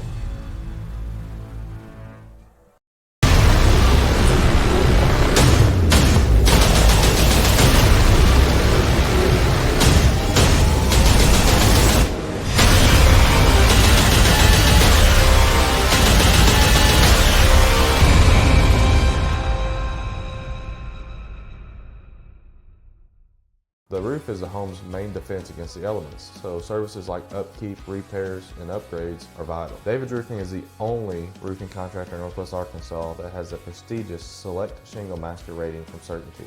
With David's Roofing, your roof is in good hands. And we are back, still 0-0, 9:15 left to go in the second quarter. Ronnie Smith, after taking a tough hit to go down, he is back up. He is back up. He is on the sidelines. He's walking it out, but he is able to walk under his own weight. Definitely the best thing we could hope for, especially if you're a Generals fan. Ronnie Smith did not look pretty coming down on that leg, but still walking around a little gingerly, but I think he'll be good to go here after a couple plays off. All right, let's see what the Generals can keep doing. Ronnie Smith has had 2 catches for you on this drive for really positive yardage. 2 tough catches, I might add. And so on 1st and 10, they hand a little bit of a misdirection. Big boy, they hand it to Robert Allen, the big running back. And Robert Allen gets maybe half a yard on that play. The Generals like to think of number 42 as their bowling ball on this team. You need a couple yards. You need to just move the chains a little bit. You give it to number 42 and let him lower his helmet a little bit. So it's going to be 2nd and right around 10. We'll say 9.5. They are going to keep Allen in that backfield along with Watson. Right now I'm wanting to see number 42 and the big boy on the D-line, number 71, maybe have a little bit of a collision here. Never mind. Watson's going to look deep, throw it floats deep. it. And you could... Okay, there's no flag called. It did look like there might have been a little bit of a grab by a Warcat. Definitely a We're grab. gonna look at the replay. I don't know if there was enough to maybe warrant a call, but he got grabbed, no doubt. But I like the Warcats. I think that was a good no call. He got grabbed, but like you're saying, maybe not enough. Yeah, it wasn't the worst thing. It wasn't the most vicious thing I've ever seen, you know. And so after that, no call. It's going to be 3rd and about 9.5 still. It's the big boy for the Warcats. Number 71 is going to jog off. That's C.T. Anderson. Weighs about 3 buses, I think. What size buses are we talking there? Oh, we're talking full metal yellows. Full going to school at a 6A public school. I mean, the whole thing's packed. So 3rd and 10, almost to midfield. See if Watson can do anything on this play as he takes a snap. He looks around, and he's got a wide open receiver in the middle of the field. Oh, what it's a big hit at the end.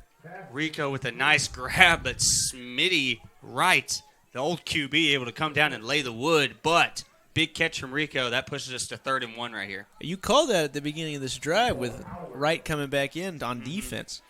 He looked like he could if he gets some speed behind him, it looks like it definitely hurt. Push you back a little bit. So it's going to be 4th and 2. Oh, it is 4th down. Sorry, folks. I thought it was 3rd. This is a big 4th down here. They hand it to number 5, and he gets grabbed at the ankles. I don't think he got there. Give it to him. That looks like number 5, Demarion Shepard, who is not able to get anything on that play. Several of the big boys up front for the Warcats are able to stuff him at the line of scrimmage. And the Warcats defense able to hold here. Great tackle from the D lineman, able to shed the block and just grab a couple legs and hold on to him. Pins him. They might have got a yard, but not the 2 they needed. So another turnover on downs here. And so another stop, and it is still 0-0. We have no points still, as Coach London is talking it out with the referees here. Don't know what exactly he's talking to them about. A piece of laundry came out, and I don't know if they called it on Coach London, but they're still pleading. They're still talking. And after all that, looks like Warcats are going to start at their own 45-yard line. Coach London's still out there right now, talking, and we're trying to figure out exactly what is going on here. First game of the season for everybody. Everybody's still trying to figure out exactly what is going on. And you know the refs got to take Coach London's, almost got to take Coach London's word for it, because he coaches and owns the Northwest Arkansas Generals since 2020, and also had a long very respected playing career. Played with the Oklahoma Thunder, the Rogers County Knights, shout out Rogers County, and then the Tulsa Stampede, which were a very well-known, very hard-nosed, respected semi-pro football team around these parts. But now Coach London leading the way for the Generals, trying to get his defense to make another big stop here. And I guess after a flag, the Warcats get even better field position to start this drive. I think they call it on Coach London because I saw it was the guy on the near side right here, and he was looking at Coach London's way while he was talking to one of his fellow Zebras. And all of a sudden you saw the piece of yellow fly. And so, time and time again, the Warcats have had good field position to start their drives, and the Generals and their defense have been able to stop them every time. And on first down, it's a pass outside to Devin Holloway. He gets a few yards on the play. Nice little shake and bake for about 4. Looks like he was tackled by Tony Mayo. It's going to be 2nd and 8 at the 38 now. After that quarterback change, the Warcats have been throwing the ball just a little bit more than they were before. Yes. But they still have a decent running attack. You know, I mean, their longest play of the game was by running back Rashawn Gates. He ran for about 30 yards on a play early first quarter. So they're able to do that balanced attack if they need to. Mm-hmm. And still been a lot of mistakes, but that run you're talking about definitely kind of opened up the offenses for both these teams. Kind of finally gave them that vote of confidence saying, yes, we can do this. We can get positive yards, be a productive offense. And Ramsey on Ramsey 2nd down. Shifting both left and right, but ends up getting grabbed from behind and taken down by number 44. That is Dooley Constant, the nice tackle. Dooley Constant, first-class name right there. I like saying that. Took me a second, but yep, Dooley Constant, defensive end / linebacker, one of their harder hitters here on this Generals defense. Makes it 3rd and 11. I believe one of those players, it might have been Dooley, hit Ramsey so hard he didn't fall to the ground, but he went back maybe 3 or 4 yards. And then he was wrapped up and taken to the ground. Good defensive play by the Generals. 3rd and 11. Ramsey definitely would have had to have made a lot happen on that play to get any positive yards there because the Generals, they got a good bounce on that play right there. So they're going to go pistol set. Are the Warcats got 2 receivers left, 2 right. You got Ramsey taking it back. And a nice snag there from number 46. It is a nice snag by Colby Gardner, but it's not anywhere close to the first down, so it's going to be 4th and 9. And I'm thinking, just going off trends here, Carter, I think they're going to go for it. I'm thinking so. They're 3 for 3 so far. I think 4 and 4 would be a good bet for sure. And I got to ask you one thing. Have you seen the Chain Gang have a 3rd or 4th down one time yet? No, I've only seen 2nd down, I swear. I believe that the chain is the first down marker is broken. Okay. The down in distance. That was kind of the conclusion I was coming to, but I just had to verify that. I believe it is broken. Down. Okay, glad we got that I'm glad you said something, too, because I wasn't too sure myself. I just kept looking. And they are going to punt it. There we go. Luckily, Ramsey can do it all. And it's a good punt by Ramsey. Boots and gets a great bounce. My goodness. I think he might have got it, though. Oh. And the Warcat, he had it to where he could have stopped the Generals, put him within the 5-yard line, and it ends up taking a bounce into the end zone for a touchback. So the Generals are going to get better field position than they probably thought they were going to get. And we're going to take a quick break. Still 0-0. 3:52, though, left to go in this second quarter. Semi-Pro Saturday is brought to you in part by 950 Ways Graphics. Professional graphics for players, coaches, and teams. Trust the pros at 950 Ways Graphics and look them up on Facebook at 950 Ways Graphics.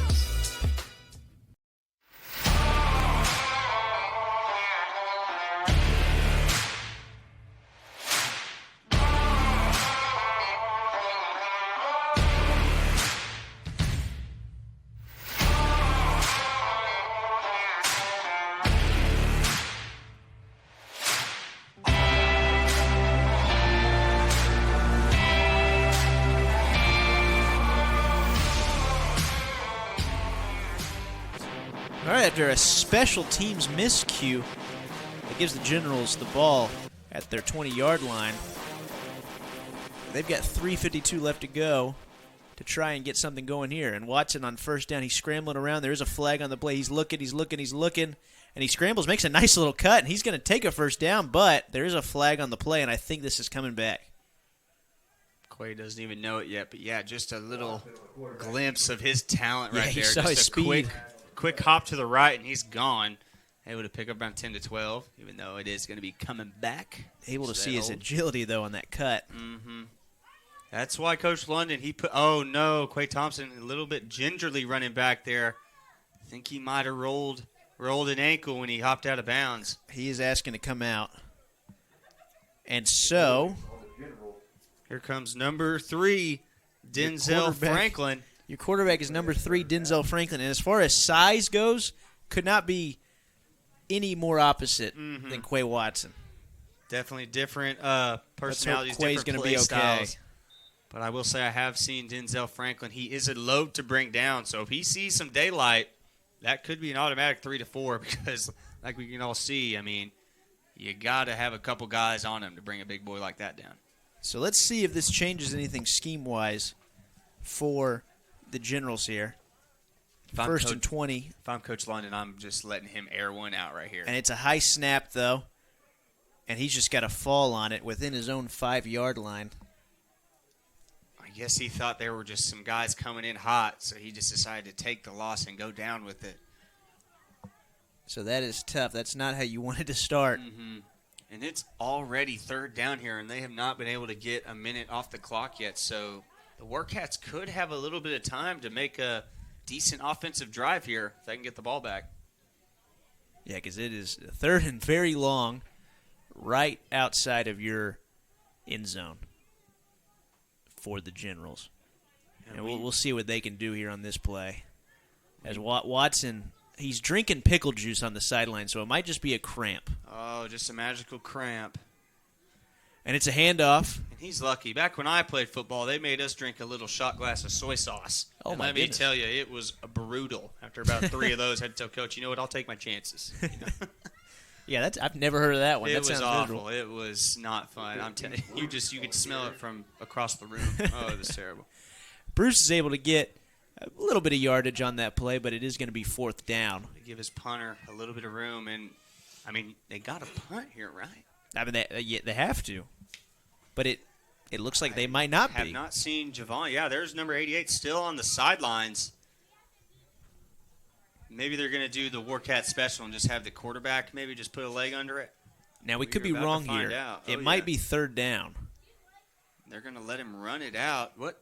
I'm thinking it's got to be third down then. Mm-hmm. Must have been a miscue on our part. No, the defense is coming out. I don't know what they were thinking because I knew it was third down That because was- Quay got hurt, made it second down, had the bad snap, made it third, and then Okay, now the punt unit is coming out. Yep, we were wrong. Sorry, folks. Yeah, that was on me. It was actually only third down. So now it is No, I was fourth with you, down. too. And so, like we have been saying, Coach London is a good coach. He does know the game of football. He is going to punt this one away. We were about to blast every single General, but instead, we're going to take the blame on this one. Exactly. We're going to be the good broadcasters we are and just take the blame and make sure that everyone knows we're trying our best and trying to make this game fun, which it is. I'm loving the defense we're seeing, but, guys, I could have sworn this was going to be a shootout just by seeing the Generals' offense last week and the Warcats and how many talented guys they have on the offensive side of the ball. But we got 0-0 with just under 2 minutes left, Heath. You called it barn burner. Dotson called it 21-point favorite for the Generals, which these things can still happen. We have a whole half of football left to go. But right now, it is 0-0 with 1:56 left to go here in the second quarter. I figured it'd be a shootout, but instead we get the Battle of Verdansk because the defenses are just lighting each other up right now. And there is the big number 88, Javon, ready to punt this one away. Hopefully get the Warcats pinned near the 50. Just found out Carter Randolph, history guy, apparently. Love me some history. Watching a Japanese documentary on samurai right now. If y'all want to check that one out, definitely recommend. 5-episode piece. And Javon, he's able to get that ball off. was a But it's laser gonna be recovered beam. by a Warcat. But might have out-punted his coverage. He has some room, able to get to the He's got outside. plenty of room. And that is number 9, all the way down to the 10-yard line. Number 9, Devin Holloway, with a great return on that punt. Heard that name a couple times tonight. Devin Holloway, if anybody, has been kind of the difference maker for this team. Him and Ramsey, because like you said earlier, when Ramsey came into this ball game, this offense just started firing on all cylinders. Still, though, not able to get any points, though. And so what we do have is another possession for the Warcats in the red zone of the Generals. And you'd think this would be the time to get some points on the board, but I don't know if but we only have 1:40 left on the clock, so the Warcats are going to have to put a little bit of pep in their step here if they want to put some points on the board, because like we've seen, no kicker whatsoever. So they need 6 or nothing. A little pep in their step. There was a flag on that play. Referee picked it up. And so they are going to start this possession at their 15-yard line. I would say I'm surprised, but at this point, I'm basically covered in yellow. I wish we should have a whiteboard in here so we could just keep track. I might need to bring my own flag for next game. You might need to. Since how many we've seen today. They're running out of flags on the field, Carter. Be like that commercial. That's a flag. Grass is not mowed low enough. Luckily, they're on turf tonight, so we don't have to worry about that. A little bit of a hiccup in one of our CMFL games over near Oklahoma City, but next week we will get that thing figured out. The Oklahoma City Bears and Tulsa Gators. So, get this. Generals are going to punt again. Mm-hmm. And let's see if Holloway's able to do what he did last time. And there's another flag on the play. And I want to say we are missing a couple seconds off the clock. As if they're re-kicking, wouldn't it? But that is not my job, clock duty. But yes, the Generals are going to kick again. And it looks like they're going to talk it over for a quick second. Coach London didn't like what he saw. Maybe there was 12 men out there.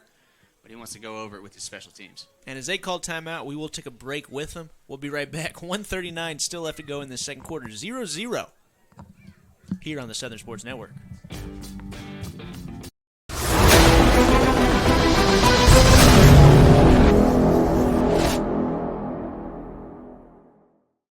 Semi-Pro Saturday is brought to you in part by 950 Ways Graphics. Professional graphics for players, coaches, and teams. Trust the pros at 950 Ways Graphics and look them up on Facebook at 950 Ways Graphics.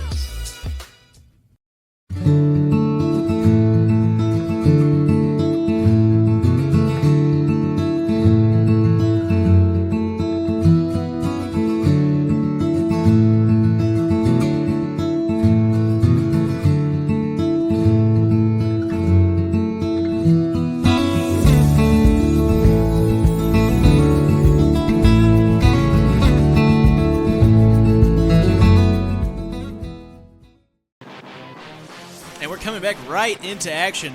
This time a lot better punt for the Generals. And Holloway loses yardage.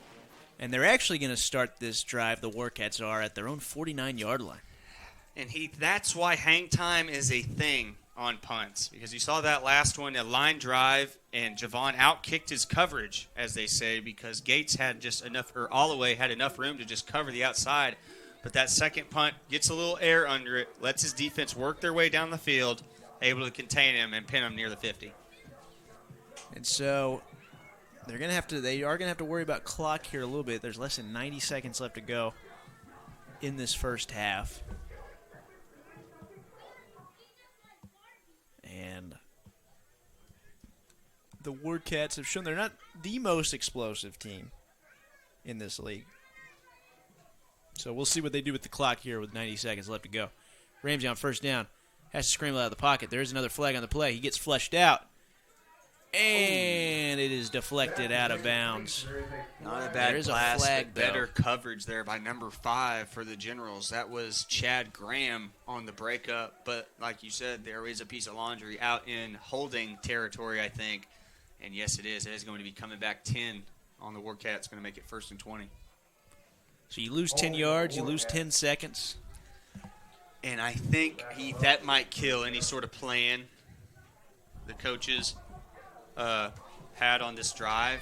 And I would like to think that they're probably going to try and just run this one out, maybe get themselves into their locker room and just kind of get some changes, some game planning here for this second half.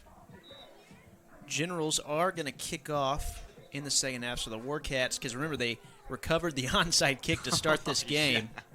So they do get the ball to start the second half, so that might change a little bit how conservative they go with these last couple plays. It's hard to forget that one. Old boy for the Generals got a football to the face within 5 seconds of the football game. Welcome to the season. Yes, sir. CMFL action if I've ever seen it. And right back in at quarterback, it's a screen pass and a giant hit, and they do call a fumble, and the Generals recover it.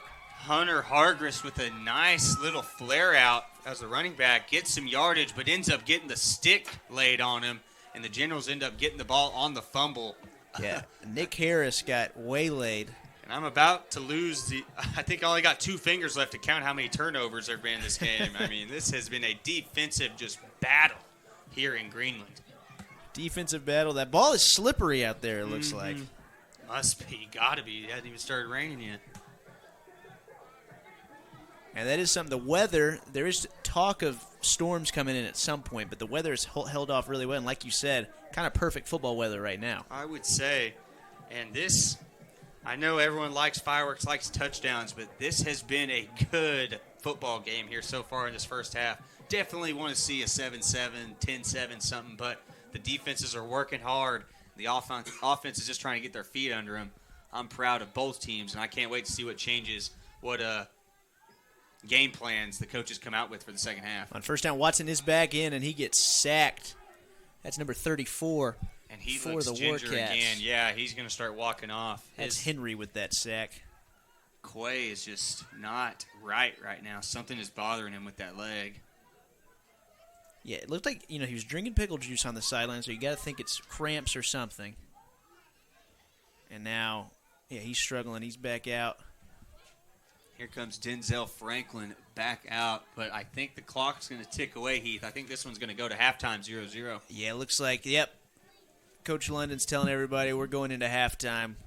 And it's going to be 0-0 after this first half. And we go into halftime here.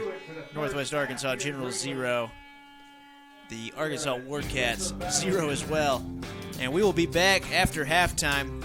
Enjoy the break, kick back, and we'll see you for the second half. Yes, sir.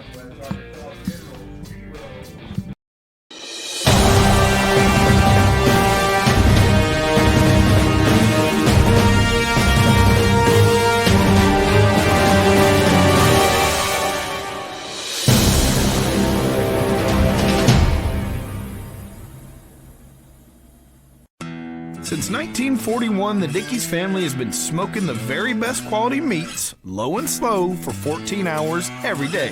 It's how Mr. Dickey did it, and it's how we still do it in every Dickey's restaurant across America. Lunchtime, dinner time, anytime. Eat in, pick up, or heck, we'll even deliver to you.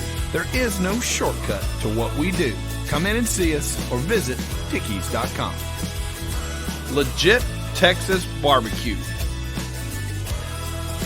We are a community of athletes that celebrate success and development while having fun and being safe. We do a pretty rigorous testing to all of our athletes to track progress as we go. Our athletes are 10% faster, 179% stronger. They jump 4 inches higher on average. They're 8% more agile and 9% quicker. You can come in, get extremely high quality training, accelerate your athletic abilities. Head on over to prodaysports.com. Come try, see if you enjoy it. For $1, it's worth it. A tradition of educational excellence, more than a century in the making, continues in Broken Arrow. Here, supportive faculty, in-demand undergraduate and graduate degrees, and affordable tuition make Northeastern State University your transfer destination.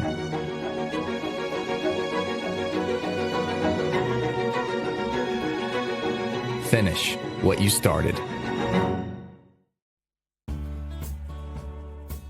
Located in downtown Prairie Grove, Prairie Grove Auto and Farm Supply has been serving the community since 1983.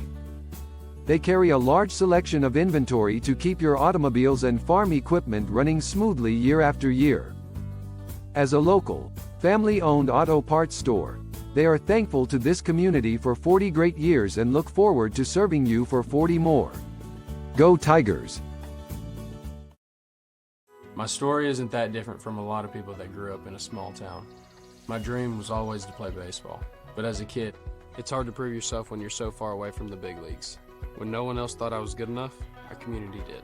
From family to friends, coaches, and local businesses, my community built me into the player that I am today. And I'm just getting started. When you have the support of a community, anything is possible. First Community Bank, where community comes first. There's no place like home. Whether you live in Oklahoma, Arkansas, or Missouri, Realty Mart USA is your go-to real estate company for residential, commercial, agricultural, or land. We believe in strong connected communities and sponsor local events. Realty Mart USA, supporting our communities, supporting our future.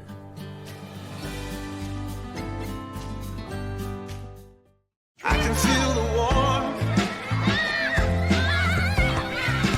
deep down in my bones. I know that I am home. I miss him too. Love brings us here. Together's where we all belong. You're my home. My home. The roof is the home's main defense against the elements, so services like upkeep, repairs, and upgrades are vital. David's Roofing is the only roofing contractor in Northwest Arkansas that has the prestigious Select Shingle Master rating from Certainty. With David's Roofing, your roof is in good hands.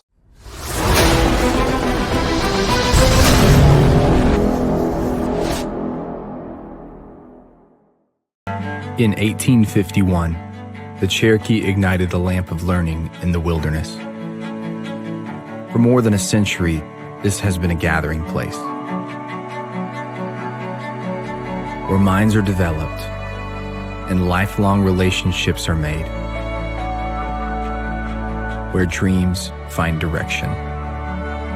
The lamp burns brightly still at Northeastern State University. With a taste of friends, family, and backyard barbecues, Bentonville Brewing Company. Family owned, family operated, family friendly. Pick up a 6-pack of your favorite IPA, porter, sours, or any one of the delicious flavors Bentonville Brewing has to offer. Or enjoy a cold one on tap at your favorite restaurant. Bentonville Brewing Company. Quality, consistency, assume your natural state. Bentonville Brewing Company, Bentonville, Arkansas. Things could be stranger, but I don't know how. I'm going through changes now. Spend a lifetime trying to figure it out. I'm going through changes, ripping out pages. I'm going through changes now.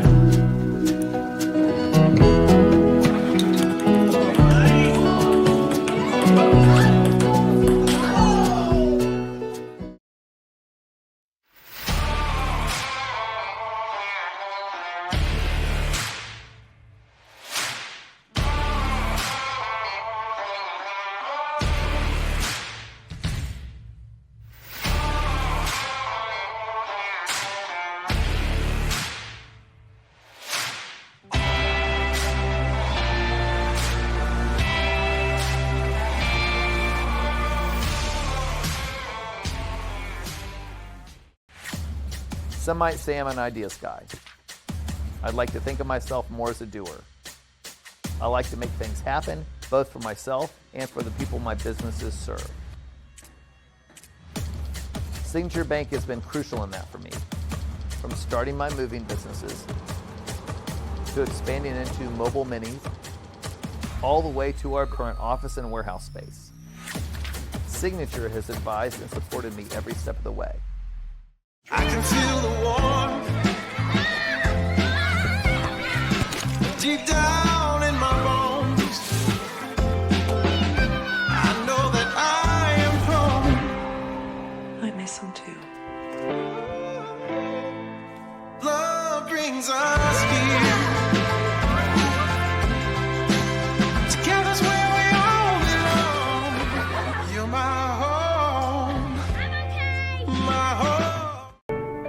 College of Education at Northeastern State University prepares educators, mental health providers, and fitness or health professionals with undergraduate and graduate programs.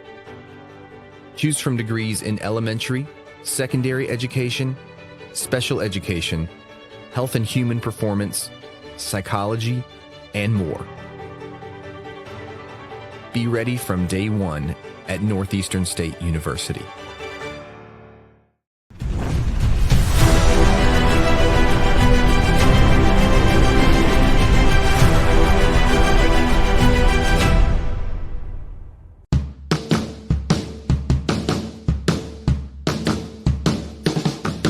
Hi, my name is Michaela.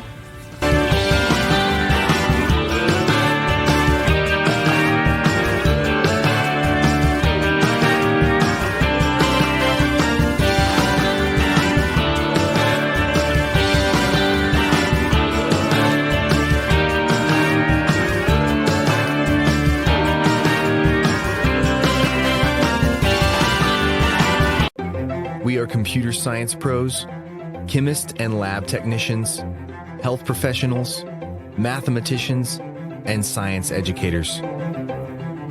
We are the Greg Wadley College of Science and Health Professions at Northeastern State University. Choose from degrees in natural sciences, health and pre-health professions, mathematics and computer science, and more. Discover the possibilities at Northeastern State University. Mowing your yard just got easier. TNG Power Equipment has the best Ferris mowers to get the job done, including the all-new 60-inch redesigned deck that mows up to 11 miles per hour in tall or wet conditions. And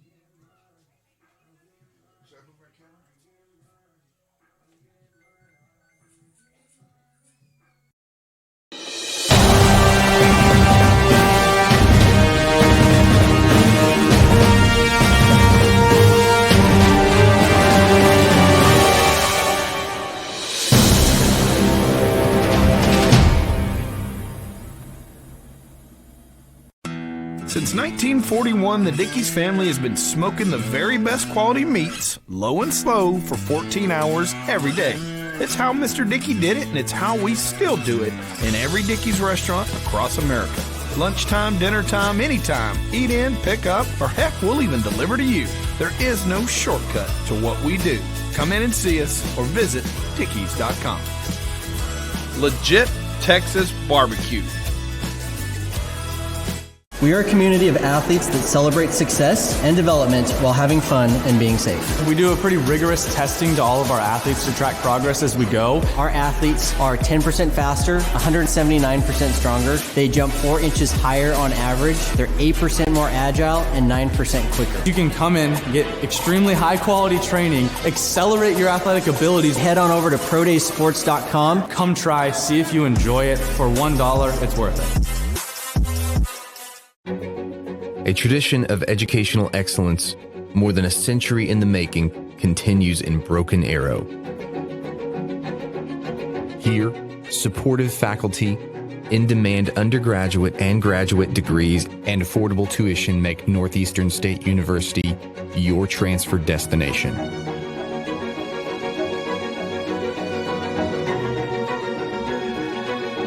Finish what you started. Located in downtown Prairie Grove, Prairie Grove Auto and Farm Supply has been serving the community since 1983. They carry a large selection of inventory to keep your automobiles and farm equipment running smoothly year after year. As a local, family-owned auto parts store, they are thankful to this community for 40 great years and look forward to serving you for 40 more. Go Tigers! My story isn't that different from a lot of people that grew up in a small town. My dream was always to play baseball, but as a kid, it's hard to prove yourself when you're so far away from the big leagues. When no one else thought I was good enough, our community did. From family to friends, coaches, and local businesses, my community built me into the player that I am today. And I'm just getting started. When you have the support of a community, anything is possible. First Community Bank, where community comes first. There's no place like home. Whether you live in Oklahoma, Arkansas, or Missouri, Realty Mart USA is your go-to real estate company for residential, commercial, agricultural, or land. We believe in strong connected communities and sponsor local events. Realty Mart USA, supporting our communities, supporting our future.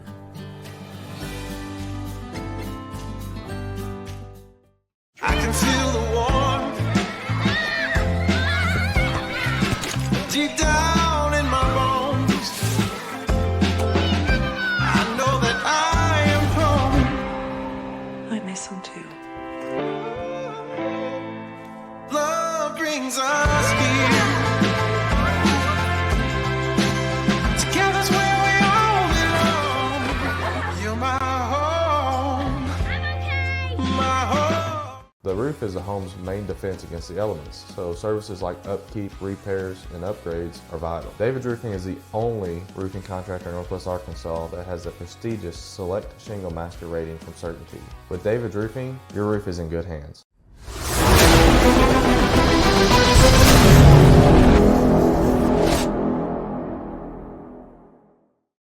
In 1851, the Cherokee ignited the lamp of learning in the wilderness. For more than a century, this has been a gathering place where minds are developed and lifelong relationships are made,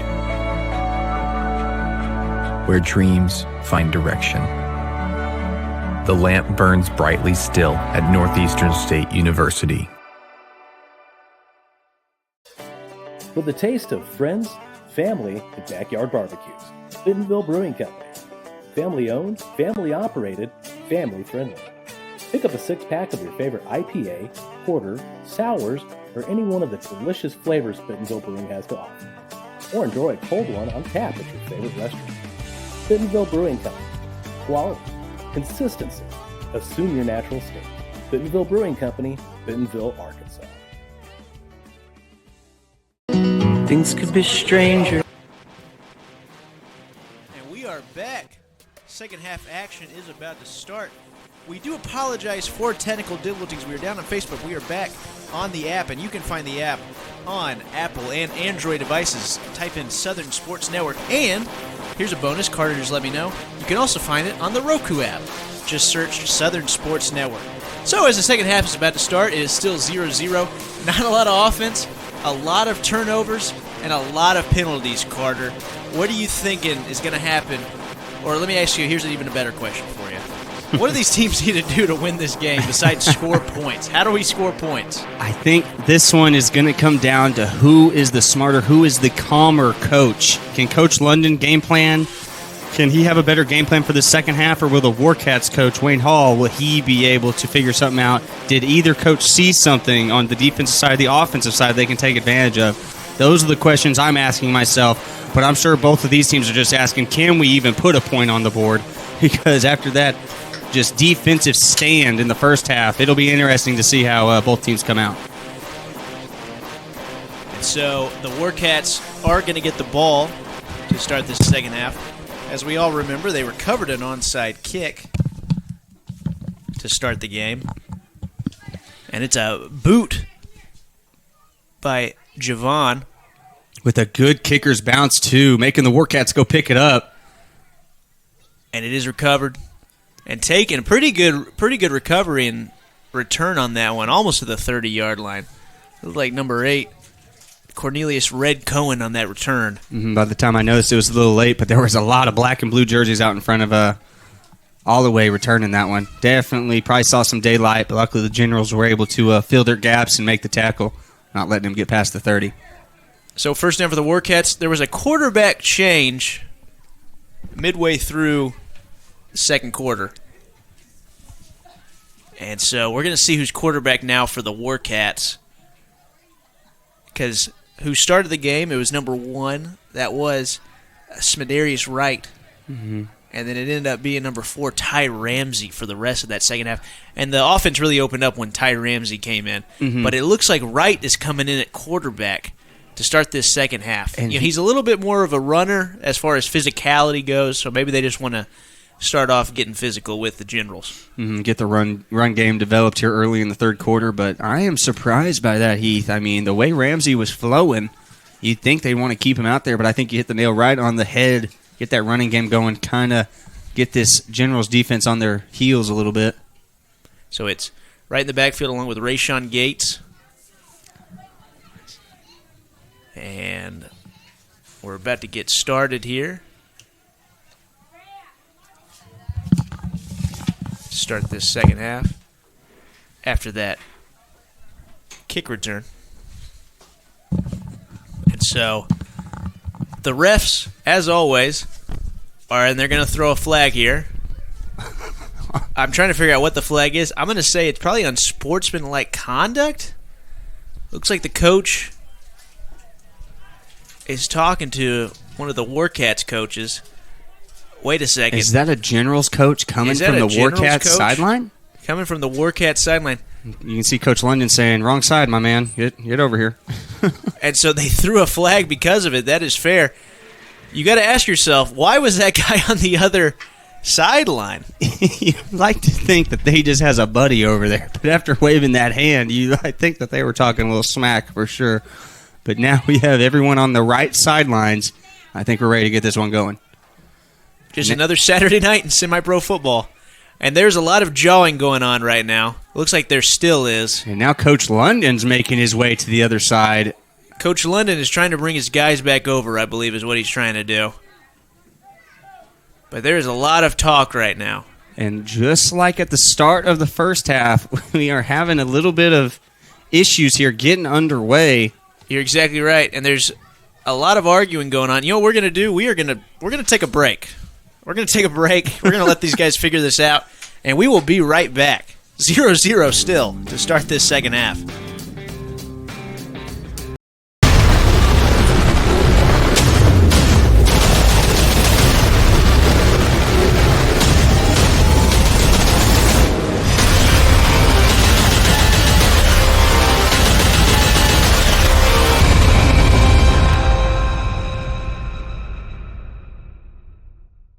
The roof is the home's main defense against the elements, so services like upkeep, repairs, and upgrades are vital. David's Roofing is the only roofing contractor in Northwest Arkansas that has the prestigious Select Shingle Master rating from Certainty. With David's Roofing, your roof is in good hands. Okay, so we are back, and you're seeing camera footage as the two coaches are talking to each other with the ref. There's a lot of jawing going on.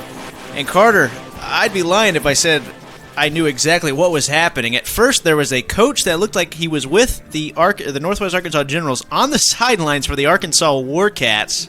Mm-hmm. He then was asked to come over to his actual sideline.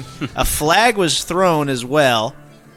And now you have a few coaches out on the field talking with the refs at about the 40-yard line. Carter, what is going on here?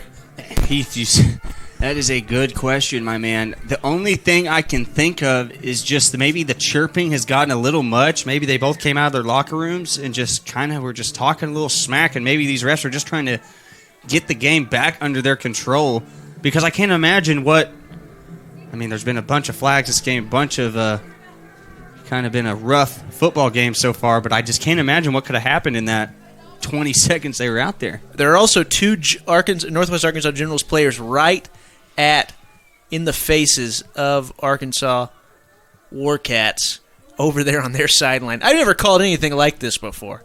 No, this is a first for me too, man, and that's what you get when you see CMFL action. You never know what's going to happen. You just know that both teams are going to fight to the very end, and you're going to see one heck of a game, if it be through defense or through offense. For the love of the game. Exactly. And Coach London is finally coming back over to his sideline, but there's still a lot of talk here. You see number 3 for the Generals, Caleb Penn, trying to calm his coach down, just telling him, hey, Coach, we're in this. We want this win bad. We're going to give you everything we got. You can see one of our cameramen in the corner of your screen. He was sitting down for a bit, but he just stood up. He was taking a break along with us. We want football, people. That's what we want here. And just a little fun fact about our fellow SSN guy on the field, that is our cameraman / owner / producer, Chris Dotson. Does it all for us here at Southern Sports Network. And you can see him working his way, trying to get the best camera view he can for y'all at home.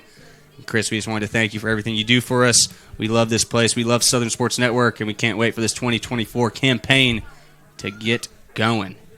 Good reveal of our CEO there, Chris Dotson. Big Chris. He's got his hand in the dirt, literally, even though it's a turf field. He was literally down on that turf.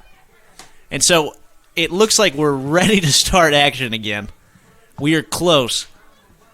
It looks like players are starting to actually line up like they're about ready to play football.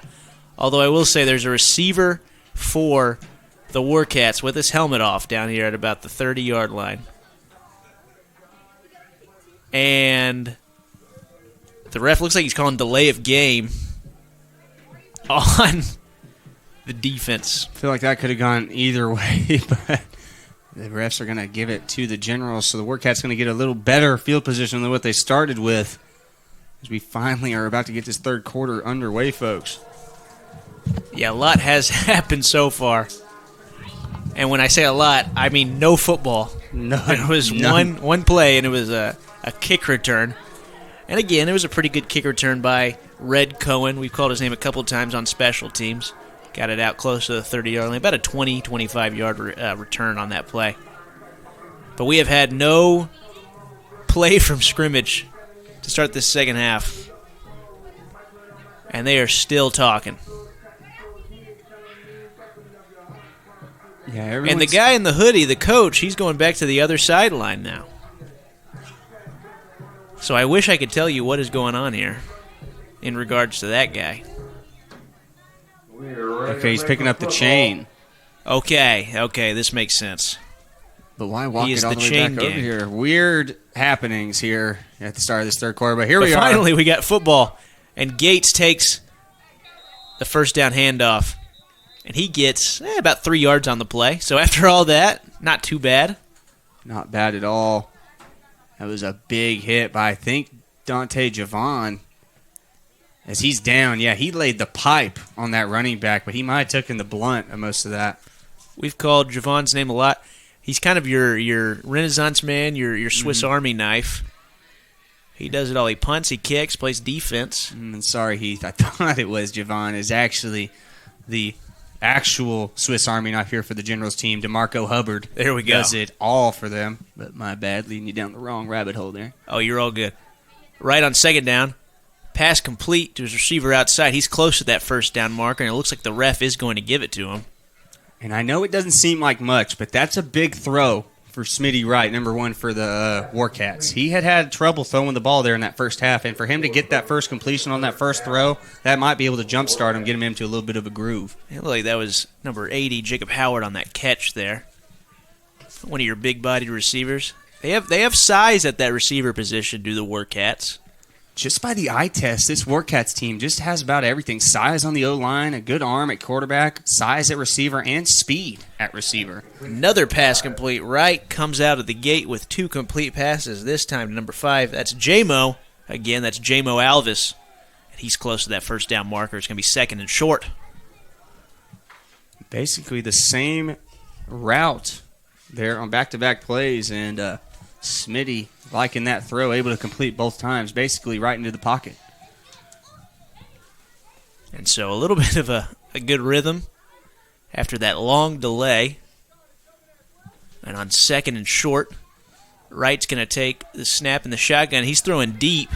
Throws a laser, and it is a complete catch on the sideline. Is that Alvis again? I think so. What a great catch by the receiver. Again, that is J-Mo himself. And we're going to see it on that replay.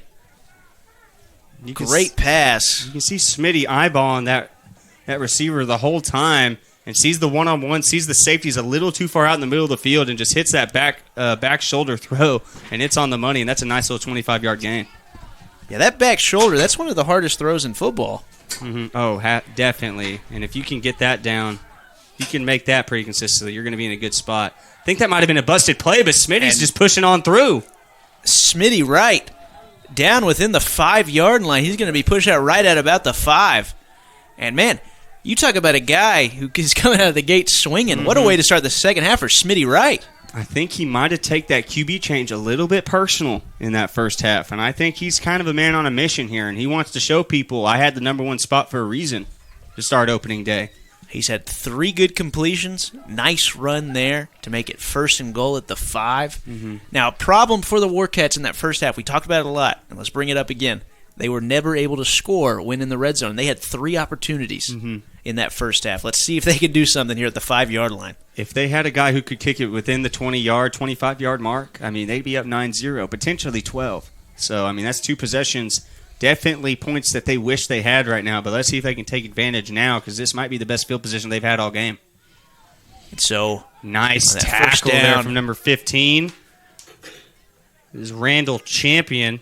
Yeah, scratch that. Jacob Bruce with the nice tackle. Jacob Bruce also plays a little running back for him, too. Mm-hmm. Nice tackle for a loss there. And, you know, we were talking about Smitty Wright and all of his accolades. Guess who's in at quarterback right now? It's Ty Ramsey, number 4. Ty Ramsey. That just shows you how much we know about this Warcats offensive style. They are just switching in and out at will right now. And that just shows you that the coach for the Warcats has a game plan, and he is trying to implement that into this third quarter. Yeah, Rayshon Gates again in that backfield behind Ramsey. Handoff is to Gates. He takes it inside, gets a good run, and he's out within the 5-yard line. He's at about the 4, maybe the 3. And if the O-linemen keep opening up holes like that, the Generals could have a long second half because that bus could have driven through that thing. Luckily, the linebackers for the Generals were able to close it, but not before the Warcats could get about 3 yards. So it's going to be 3rd and goal at the 4.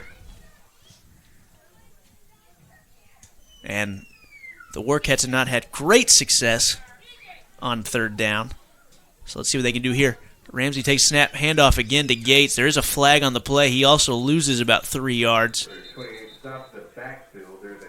And so we're going to see what the flag is. Gotta think it's holding here, Heath. And if it's holding, you probably accept it, right? And go 3rd and long. Mm-hmm. So we're going to check that one back real quick. It's hard to tell. That flag was thrown immediately when that play started. But usually on that sort of thing, it's either, like an illegal formation, sometimes holding. Yeah, I didn't even think about that. Definitely could have been illegal. But that's kind of the bread and butter of that pistol formation. You got a big running back, you get him that extra lead blocker, and you just have him run downhill and try and push the pile forward, especially when you're that close to the end zone. So don't be surprised to see that again. And so that flag looks to be on like it was the on Generals. The Generals, yeah. And we're trying to figure out what that flag is. Maybe offsides? And it looks like they're going to call offsides on that. That is going to push him half the way to the goal line. And so right back in at quarterback. This time he he's going to let keeps it Smitty to the right side, and he walks into the end zone. That's the first touchdown of the game, and it's for the Warcats. Smitty Wright doing it all on that drive, and he gets to capitalize and punctuate it with a 4-yard run to end it. Nice little QB power to the right side. Smitty, a big body just like Ramsey, just kind of finds that hole and just kind of wiggles his way right through, kind of untouched. Then you see him high-stepping once he gets into that end zone. What a good play from Smitty. And finally, some points on the board. It's 6-0 here in Greenland. 6-0, and they were able to take off almost 7 minutes on that drive as well. Definitely probably the best scenario of a first offensive possession for the Warcats. Killed time, got points on the board. Nice stiff arm there from number one. And pretty much tried to do the same play on that 2-point conversion. And they do not get it. The Generals are able to hold and just still make it 6-0. And so, with 8:21 left to go in the third quarter, Arkansas Warcats 6, Northwest Arkansas Generals 0. We'll be back after the break.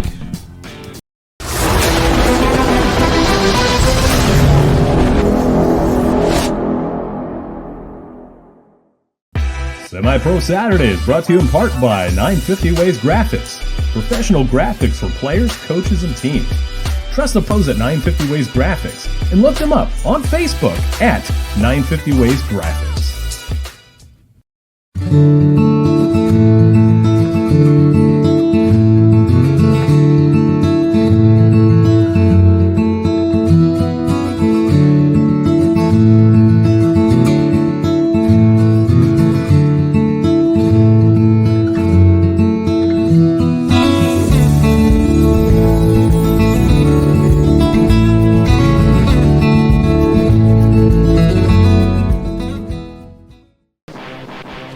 Back 6-0 Arkansas Warcats.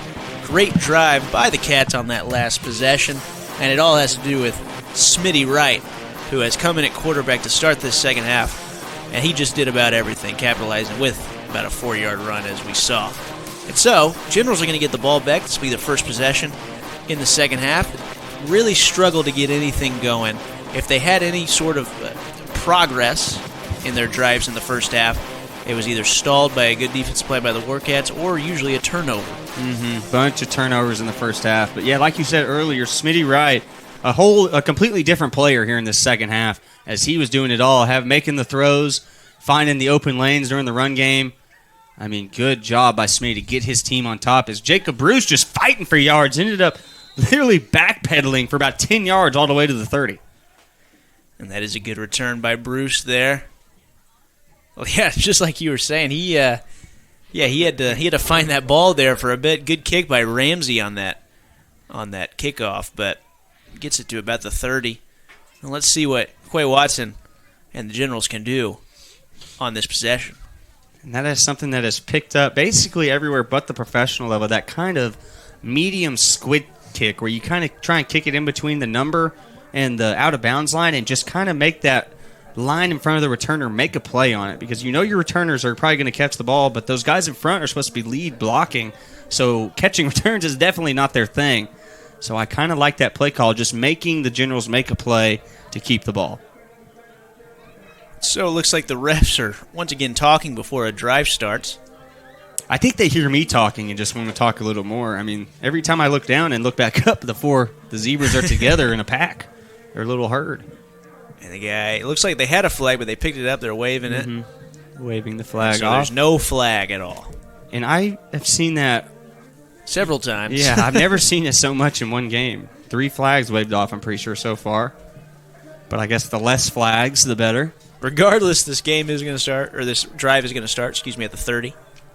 And this is a big offensive drive here for the Generals. I mean, after just a standstill in the first half, the Warcats come out on their first drive, kill 7 minutes, and put the ball in the end zone. The Generals have to answer here if they want to keep that confidence up and not dig themselves a hole. So on first down, it is Watson in the shotgun, as he has been all night. He's going to take the snap. He's going to drop back. He's looking, and he is going to scramble out of the pocket. He's still looking. He throws it deep. He does have an open receiver. Finds him. It's a great catch. And that is a 40-yard turnaround as they go from their 30 to the opponent's 30, and that puts them in enemy territory. Way to get a drive started for Quay Watson. Yeah, just what you want there, and he's able to find that receiver there.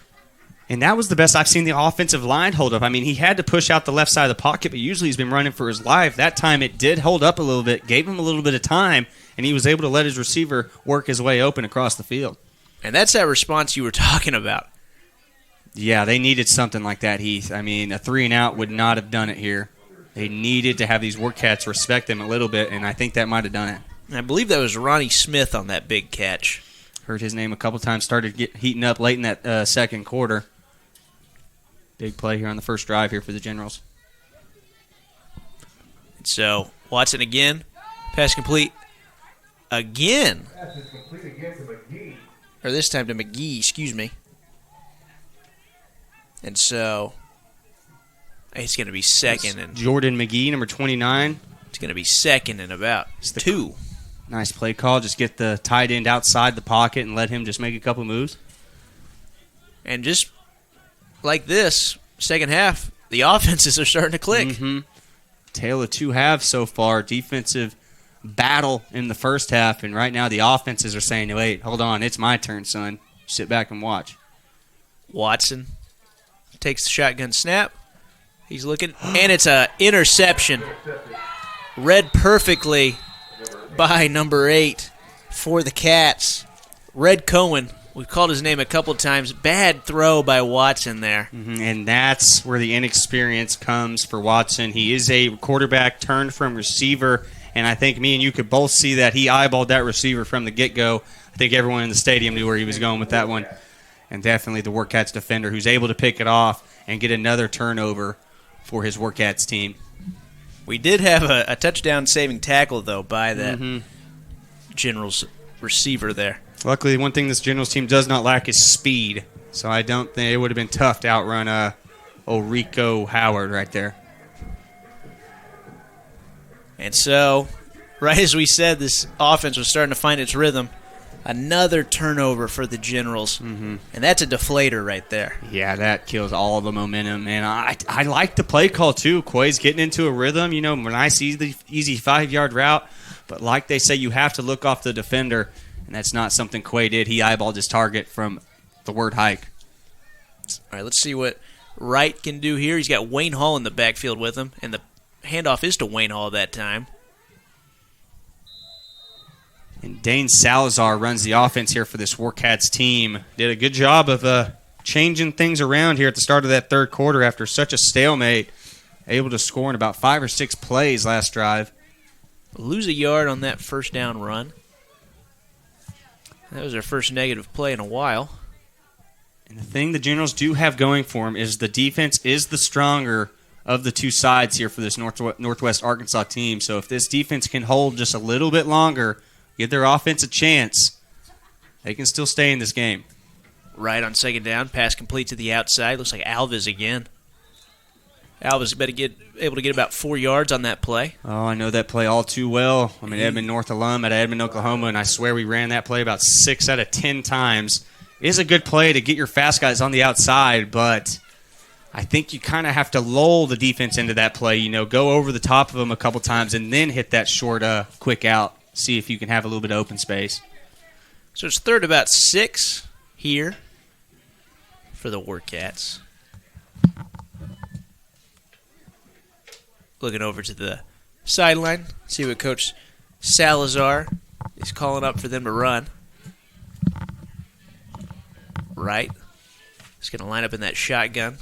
He's still got Hall flanked to his left. Wright takes the snap, and he had an open receiver. Did he catch that? No, the ball hung up in the air, but ends up falling to the ground. Scary play right there for the Warcats. Would have been a momentum changer.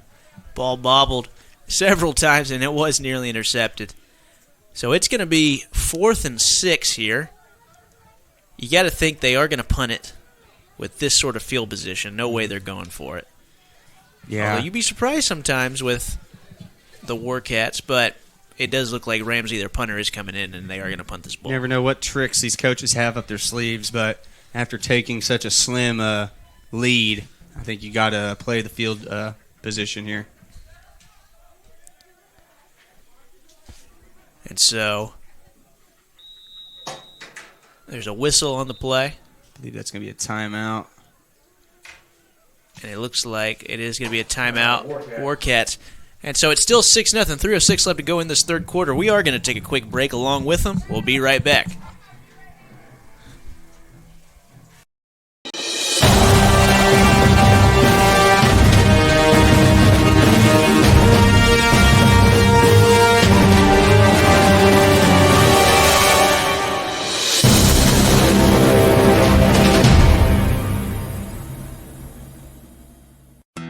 Since 1941, the Dickey's family has been smoking the very best quality meats, low and slow, for 14 hours every day.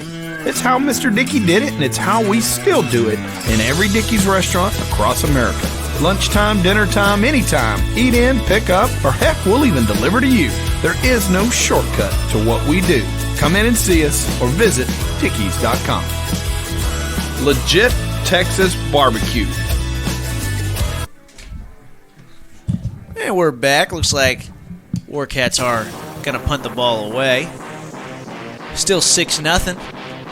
Faster third quarter than I think the first and second quarters were, just a little bit. I don't think we'd be past the 10-minute mark if this was the first quarter. This has been lightning fast compared to and it's a fake punt. And he has a step. And he had a step, and it's a catch. That is number 17, Austin Howard, with the catch. And you were talking about what do these coaches have up their sleeve? He drew something up right there, and I think he drew it for the right guy. A dime. Because looking from this angle, the guy looks about 6'5". So having an extra step on the man, I was like, oh my gosh, I think they might complete it. And you got to give it to number 4, throws a dot. Ramsey throws a dot on the move, rolling to his right, which is the opposite side, and it's very hard for a lefty quarterback to turn that shoulder and get that ball over there. The Warcats have 2 quarterbacks here. I know, man. They're both working in this third quarter. And so it looks like they are keeping Ramsey in. If you're the Warcats, you are happy with the place you're in because your offense is rolling. Your defense is just following what they did in the first half. Turnovers and stands. And what a play call. And it's actually Wright that was lined up as the running back, and he has a great run. He goes for about 15 yards on that play. It's a first down. And another good play call here from the Warcats head coach. Kept those generals on their heels, having both quarterbacks in, one at running back, one at quarterback. Basically gives you 4 or 5 options there. You can either hand it off, keep it, throw it, have the other guy throw it, or just get the ball out of both of their hands completely. So the Warcats now are within the 10-yard line. It's first and goal at the 9. And this could be a major stamp here for this Arkansas Warcat team. If they can make this a 2-possession ball game, it's going to be real tough for the Generals to get back into this one. So it is Ramsey lined up at QB, and he's going to keep it. And he gets a nice push. And Ball's it's a on the fumble. ground. It looks like the Warcats were able to keep it. I think this is the first fumble that didn't change possession because the Warcats were able to fall on that one. And, man, I bet their Warcats coaches had a mini heart attack because you can't be that close to the goal line and fumble right there. But he can breathe a sigh of relief because they were able to keep that possession. Especially when your team's been having problem fumbling. Oh, my. And they gain a couple yards still on that play. So, all in all, we'll take it if you're a Warcats fan. So it's going to be 2nd and 8, maybe 7. It is 2nd and goal, though. And so... And I'm thinking the Warcats might have a play action in mind here. They've had 2 decent run plays, a scary one I might add on that last one with the almost fumble. And so it ends up just being a handoff to Wright. And he gets stuffed right at the line of scrimmage. all in all, this Generals defensive line has been pretty solid for the most part. DeMarco Hubbard, the veteran on this Generals team, ended up grabbing him at the ankles right at the line of scrimmage. And we've got about 15 seconds left to go in this third quarter. Let's see if the Warcats run one other play. They have no urgency, so I think they might just hold it.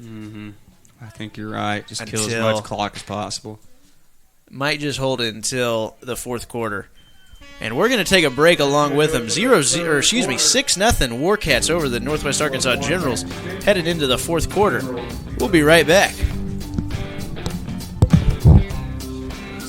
Semi-Pro Saturday is brought to you in part by 950 Ways Graphics. Professional graphics for players, coaches, and teams. Trust the pros at 950 Ways Graphics and look them up on Facebook at 950 Ways Graphics.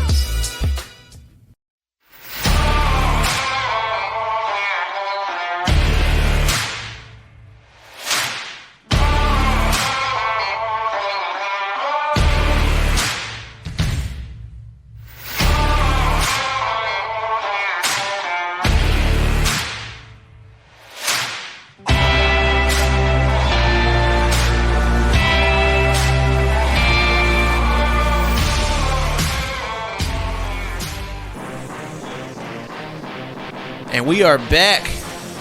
The Warcats have the ball within the 10-yard line to start this fourth quarter and a 6-point lead. And it was all thanks to Smitty Wright. And actually, we'll just go ahead and promote both quarterbacks here for the Warcats.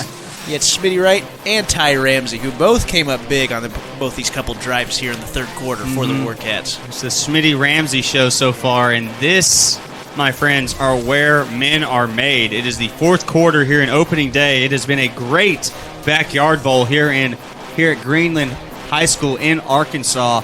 Generals Warcats having a battle right here. Warcats up 6-0, but have a chance to push their lead to 2 possessions if they can just power this ball into the end zone as they're on the 5-yard line in Generals territory. For the most part, the Generals have done a good job of holding the Warcats out of the end zone, especially when they've gotten to the red zone. They've only been able to convert 1 time out of 5 chances in the red zone the Warcats have. So it's still anybody's game for sure. Let's see what can happen here. As we were talking about earlier in the broadcast, the Generals pride themselves on their defensive ability. And with guys like Radarian Cobbs and DeMarco Hubbard, I mean, they have guys who can hold down and basically change a whole game by themselves. So let's see if they can do it one more time with their team in dire straits right now. And we are going to call a timeout. Timeout on the field. I don't think the coaching staff for the Warcats liked what was going on there, and so they call a quick timeout. Well, I don't know if you saw, there was a late General player running onto the field, so I think they would have got 10 men or 12 men on the field. So I think you're right. Good Coach call. London had to waste that one. And as you can tell, he's going to go yell at somebody for it. Good call. Good call.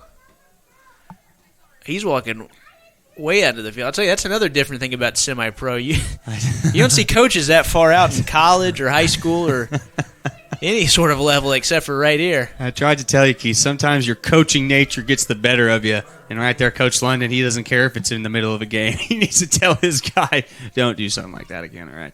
Yeah, I'm sure that's exactly what he's saying. Oh, I'm sure he said, go take someone's head off, my friend. As now Coach London's about to be in the play. Schmitty going to roll out left. Rolls out left, and it's intercepted right at the goal line. Tip drill at its finest. Hits a defender right in the chest, bounces off his chest, right to another General. Great assist on that play there.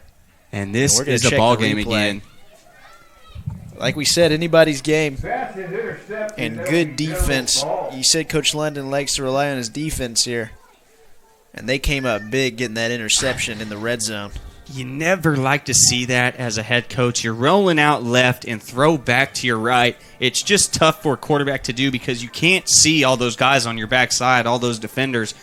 And I'm sure when he looked up, there was nothing but a black and blue jersey there. But by the time he got the ball out of his hands, the Generals had rotated, and they were right in front of it to take the ball away and get another turnover, my friend.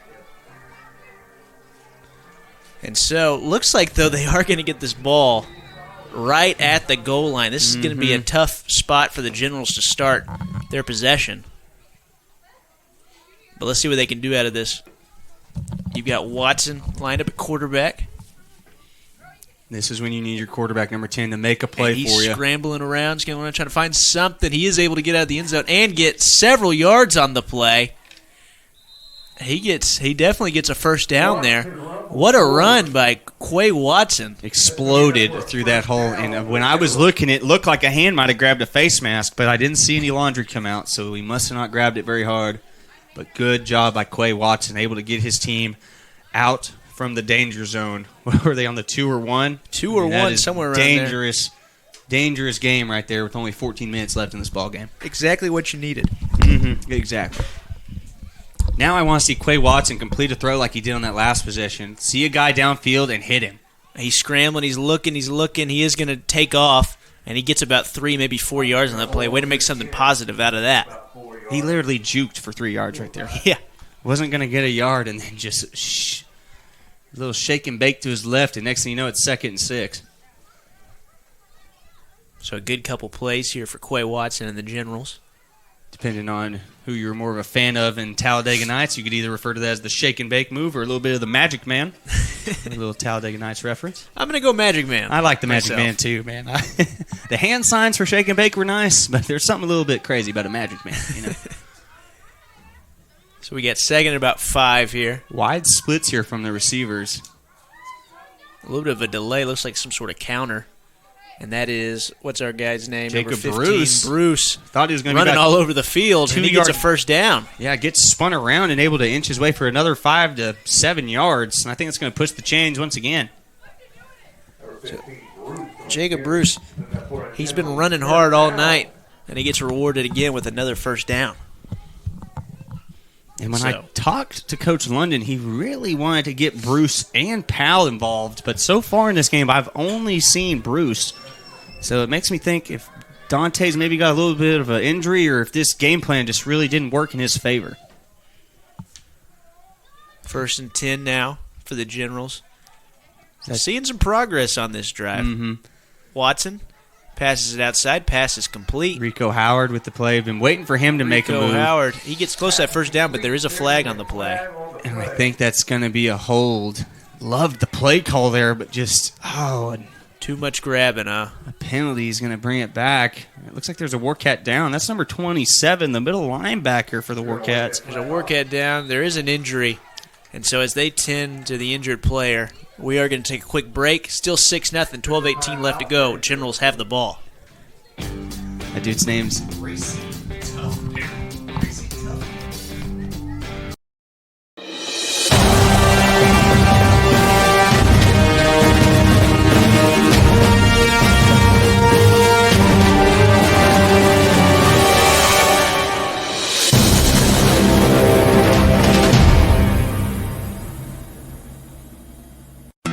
Since 1941, the Dickey's family has been smoking the very best quality meats, low and slow, for 14 hours every day.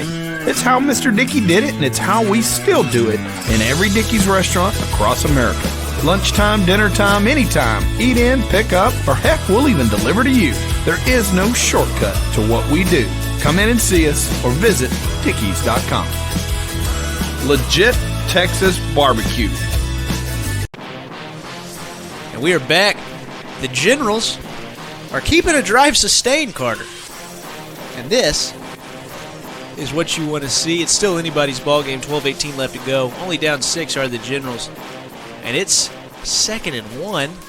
They negated the penalty on that last play, and so it ended up being a nice possession pickup by Rico Howard. They're going to give it to him again, let him see if he can find his way outside. And, man, he was moving fast. He really was. But he loses 3 on the play. I think that was QB/safety Schmitty Wright on the tackle. Schmitty Wright is doing it all right now. Mm-hmm. And so it's going to be 3rd and about 4 now. This is a huge play in this game. Let's see if the Generals are going to be able to convert here. Luckily, it's only 3rd and 4, so they got plenty of not much distance to cover and plenty of different options to use. They can throw it, run it down the middle, run it to the outside. I mean, basically anything's in play here. Let's see what they draw up. If I'm Coach London, Quay Thomas is keeping the ball, and he's making something happen. He's shifting around, and he gets dragged to the ground, and he is down. They are going to call him down. He lost the football there at the end, but he gets dragged down. And that was a good play by that Warcat defender. Looks like number 34 potentially on there. That's Terrell Henry again. We've called his name a couple times. And all over this field at DN, but can work his way to both sides of the field. Always a threat on that defensive side, as we're going to see the magical Dante Javon come onto the field. So you know what that means. General's going to kick this one away. And I think this might be the last punt you see out of the Generals with just under 10:30 to go. It is about to get into crunch time. Tough way to end that possession for the Generals. You had some good plays, some positive yardage, and to just end in a punt. There's another flag on the play, and it looks like they are calling delay of game on the Generals.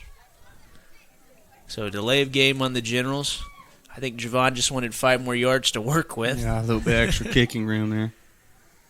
And so that's just a couple of miscues tonight for the Generals. Couple is maybe an understatement. A little bit of an understatement. But we'll see if they can clean up. There's still ball left, and they're only down by 6. Oh, still anyone's ball game, and still opening day, so we expect to see these mistakes. And it's a bad snap.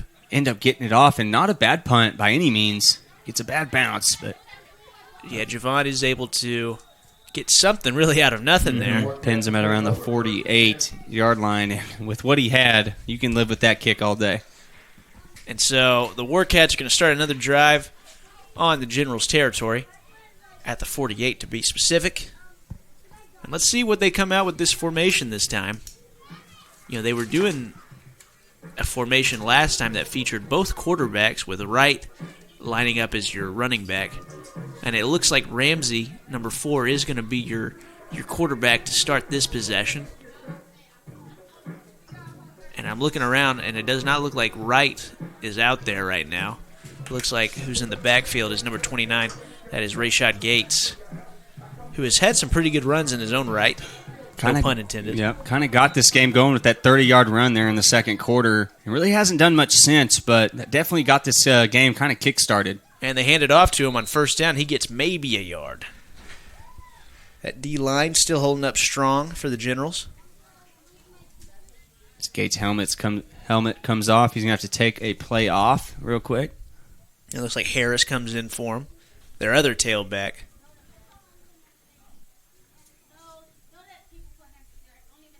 So it's going to be 2nd and 10. They're going to give him really no yards on that play.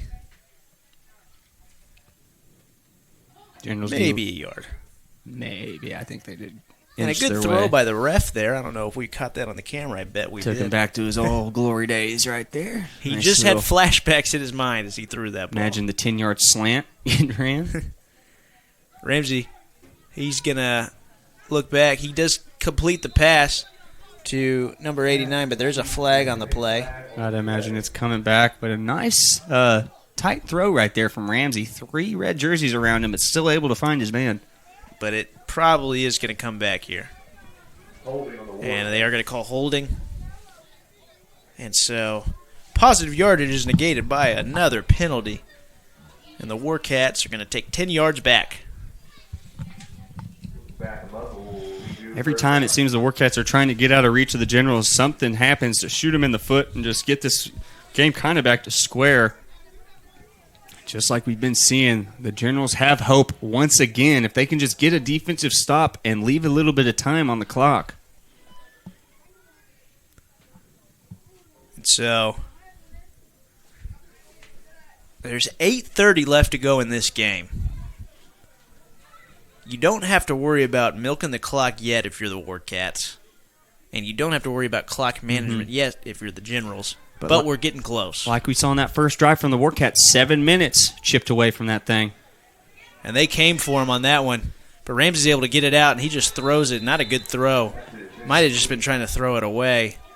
And that's just the fact of Ramsey rolling to his left or his right, and him being a southpaw quarterback, just having to rotate his body, try and make that throw.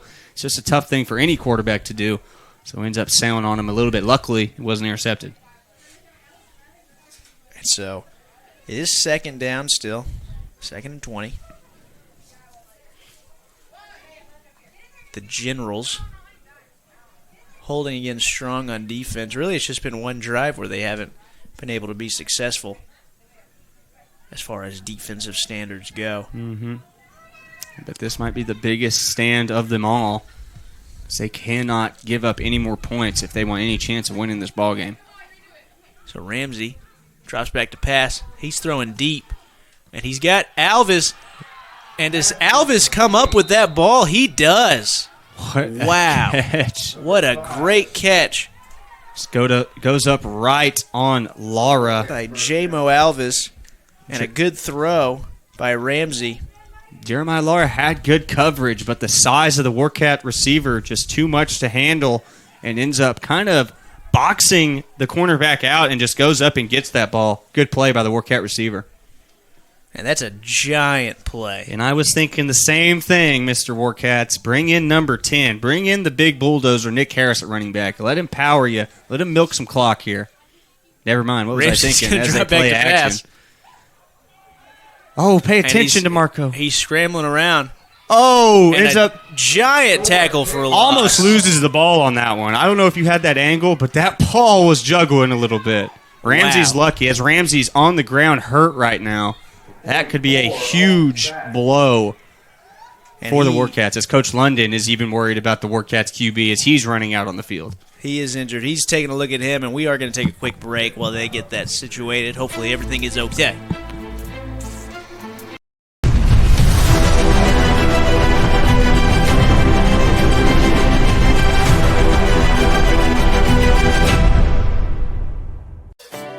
With the taste of friends, family, and backyard barbecues.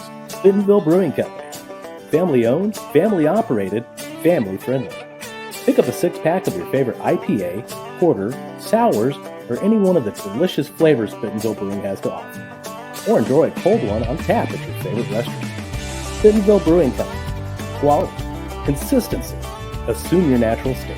Bentonville Brewing Company, Bentonville, Arkansas.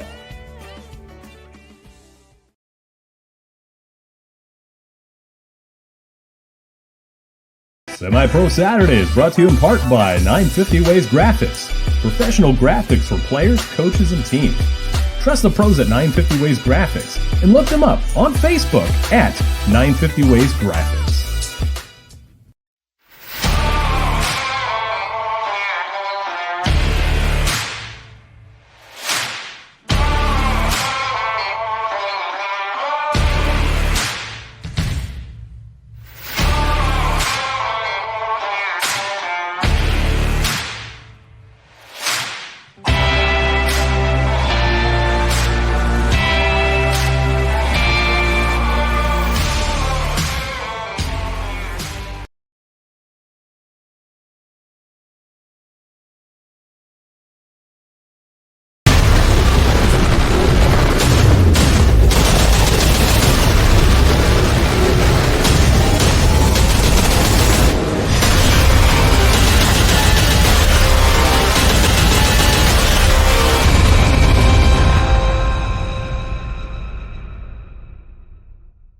The roof is the home's main defense against the elements, so services like upkeep, repairs, and upgrades are vital. David's Roofing is the only roofing contractor in Northwest Arkansas that has a prestigious Select Shingle Master rating from Certainty. With David's Roofing, your roof is in good hands. So we are back. Ramsey was able to get up over his own weight, and he's walking back to the sideline.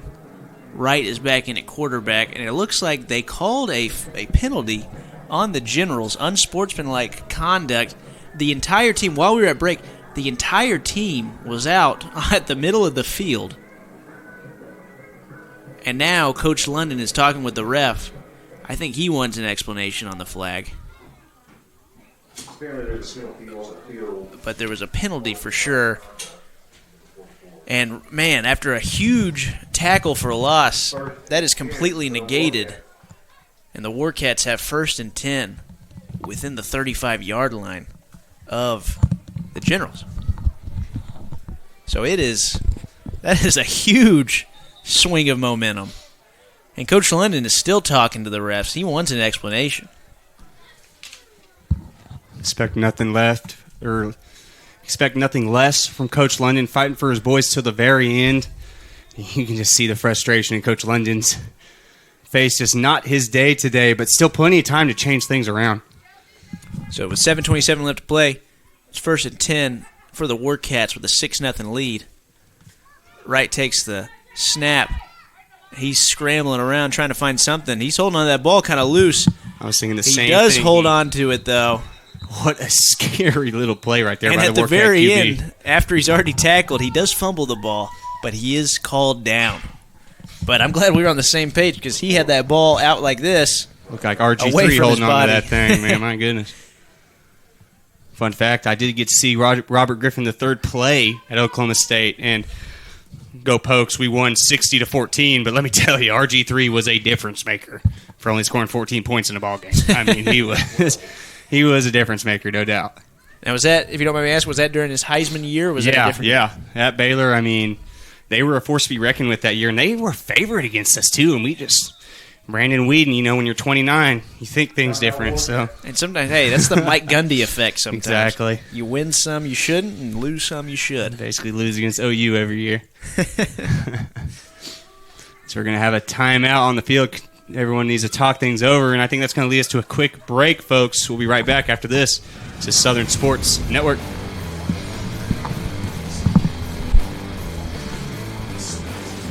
Semi-Pro Saturday is brought to you in part by 950 Ways Graphics. Professional graphics for players, coaches, and teams. Trust the pros at 950 Ways Graphics and look them up on Facebook at 950 Ways Graphics.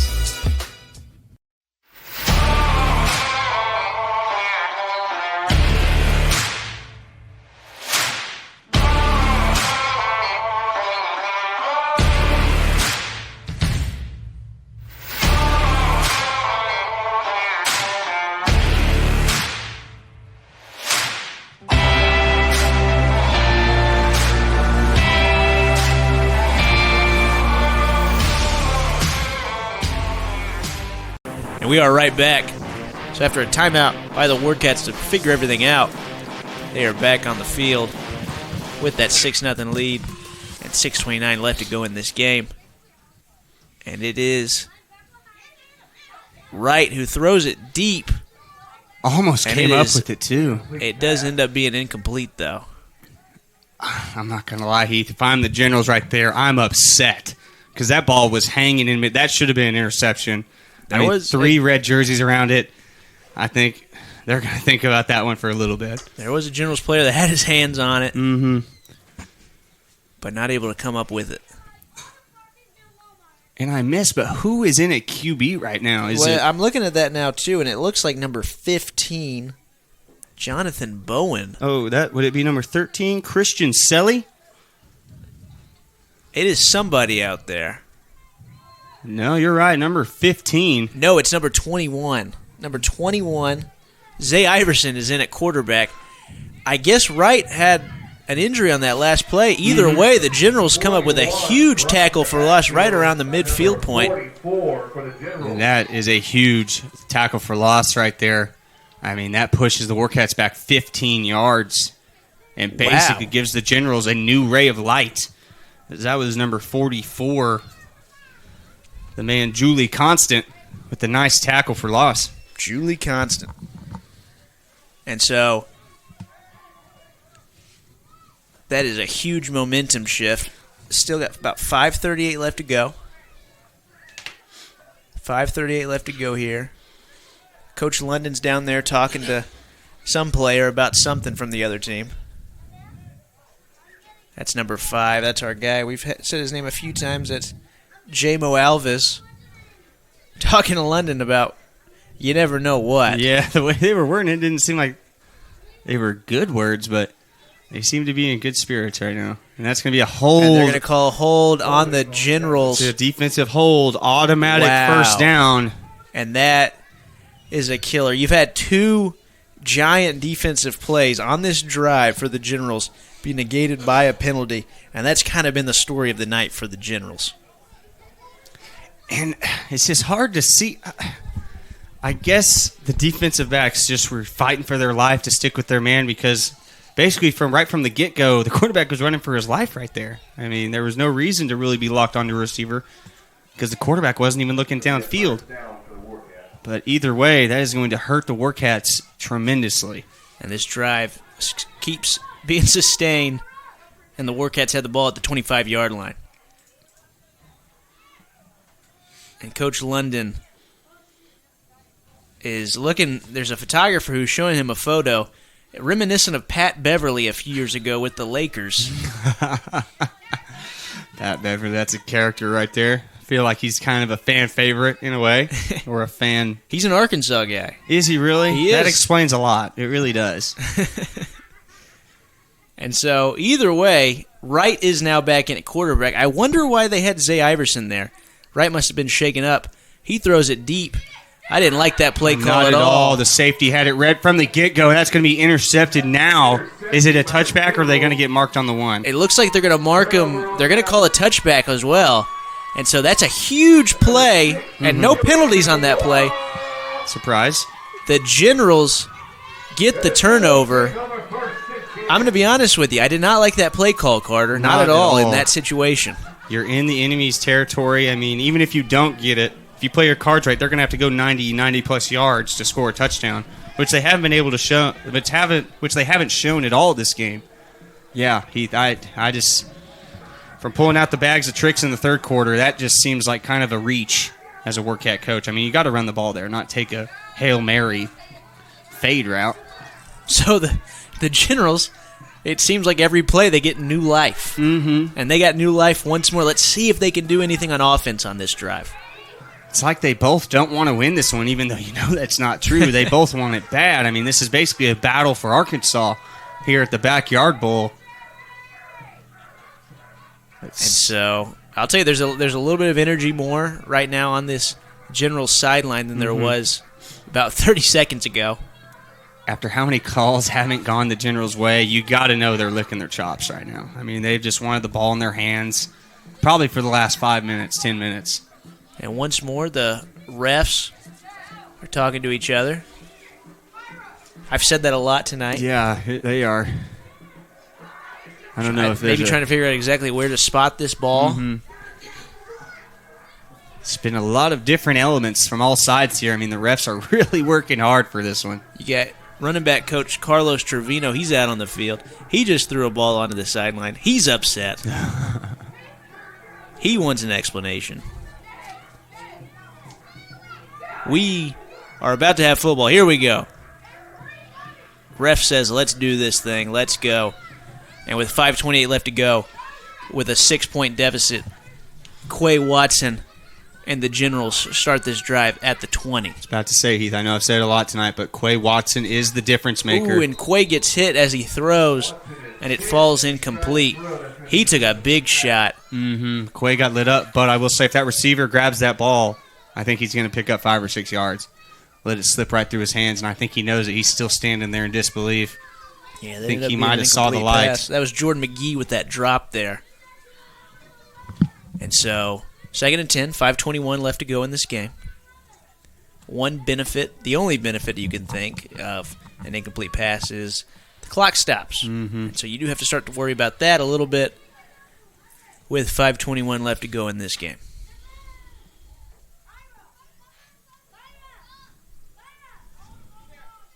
So on 2nd and 10, you've got 2 receivers to the bottom of the screen, and are they going to call a delay of game? They are going to call a delay of game. Is it a delay of game? Oh my!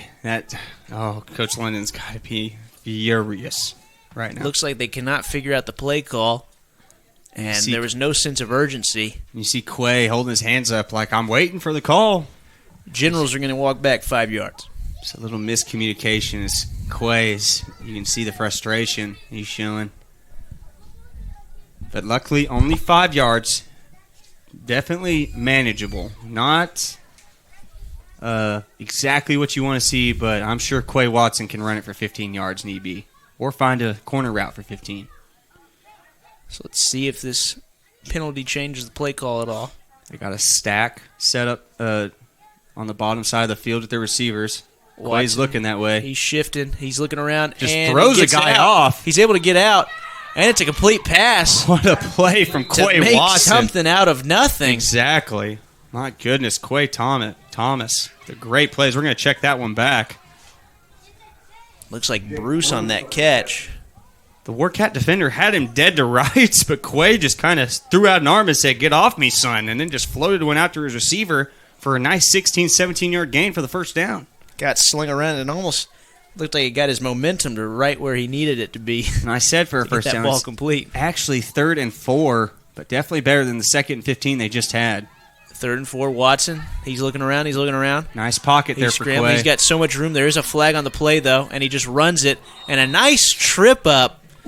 What a tackle by there. Number 16. I think it's Rambo Chambers. And number 15 for the Warcats. We gave him a player spotlight earlier, Jonathan Bowen. He holds down the middle of that field for the Warcats, and right there he just made the biggest play of the night, in my opinion. There's a flag on the play, though. And we'll see what it ends up being. And the way this game's gone, I got to think it's against the Generals. Yep, holding. It's going to be holding on the Generals, and they are going to accept that penalty.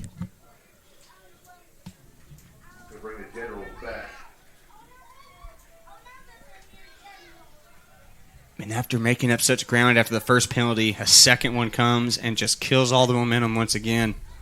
I mean, every time this Generals team gets going, something happens to just halt all that momentum, all that movement they got going forward. So it's, like you're saying, it's just been the thing for sure for the Generals this whole game. They've just been shooting themselves in the foot with penalties.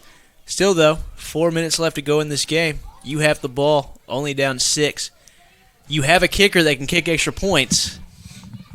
We'll see what happens after this play. Watson, he's able to throw it. He just throws it high, well over the head of the receiver. And it falls incomplete. Worst case scenario here for the Generals because everyone knew that was 2-down territory, so you just needed to get half the yardage right there. Any sort of yardage would have helped. But that incompletion really puts you in a hole. So on 4th down. It looks like Quay Thomas is coming off. So it looks like they might be punting, seeing if their defense can come up with another big stop. Or is Denzel Franklin coming on to lead the Generals under center? It looks like that is what is happening here. Mr. Franklin coming out. I mean, so late. You can see Quay. He is frustrated on the sideline. I mean, he's just pacing right now, just trying to calm himself down. And there's a flag on the play. It looks like another delay of game. We have another delay of game penalty. And I think I know what next week's practice is going to be for the Generals. It's just going to be offense looking towards the sideline, picking up a play, and running that thing. Here's the good news about football. It seems like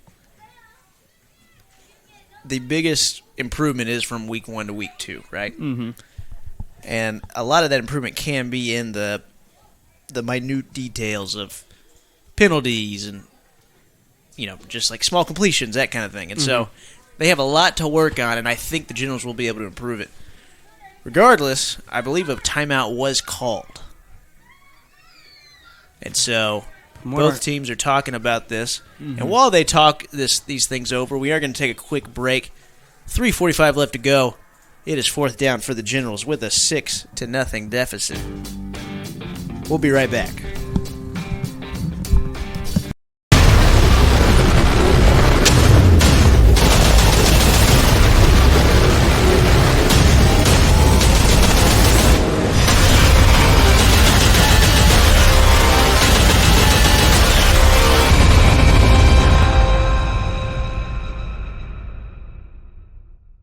The roof is the home's main defense against the elements, so services like upkeep, repairs, and upgrades are vital. David's Roofing is the only roofing contractor in Northwest Arkansas that has the prestigious Select Shingle Master rating from Certainty. With David's Roofing, your roof is in good hands. All right, we are back. 4th down for the Generals. If I do say so myself, it's make or break right here. Thomas is in. Pocket collapses on him. He gets sacked. He gets wrapped up and thrown. As a little bit of extracurricular activities as you see the flags come in. And they are throwing flags. I will say the lineman was going a little bit longer, but the punch was thrown by the Warcats player, so I'd love to see how this one's called.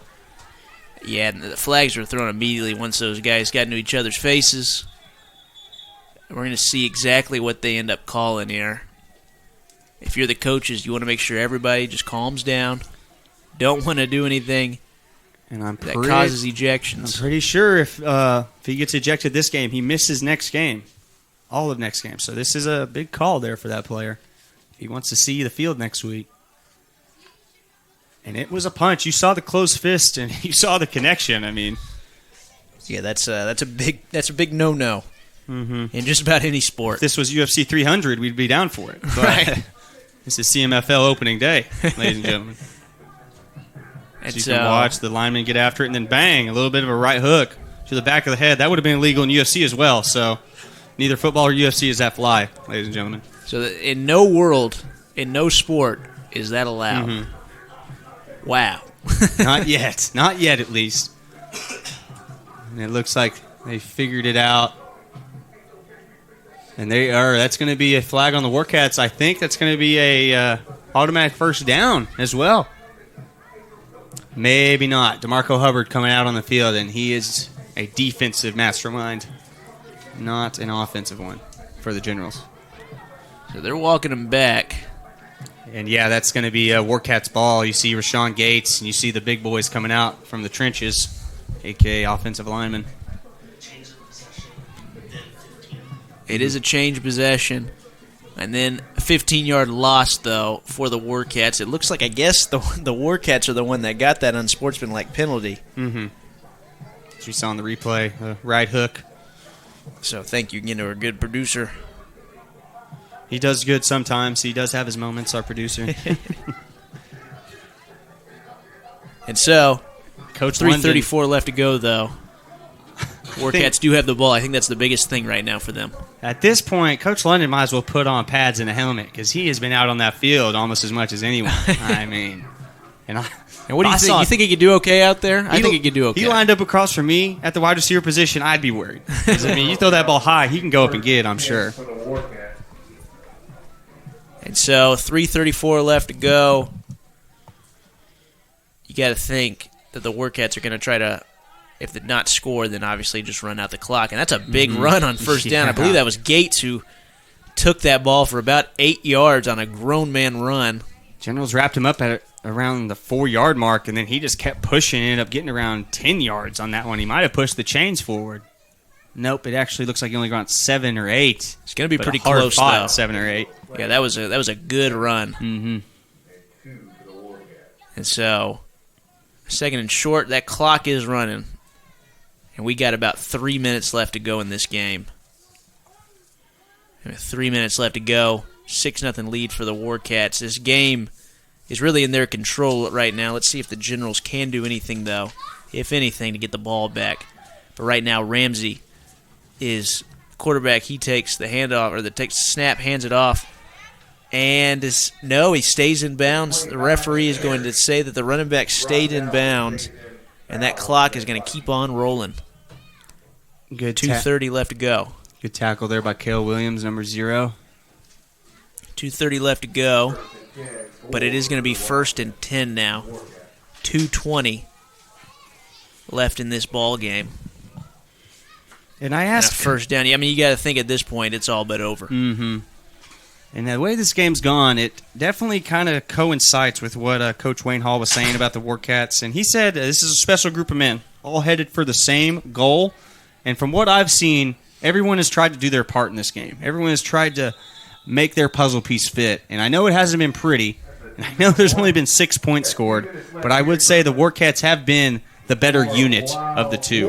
The Generals kind of had a little bit of arguing, a little bit of inner turmoil, which kind of ended up shooting them in the foot in the end, I think. There's still 2 minutes left, but the Warcats, I think, might be able to pull this one out. So they do call it timeout, 1:59 left to go. And we're going to take a quick break. We will be right back, though, to end this game.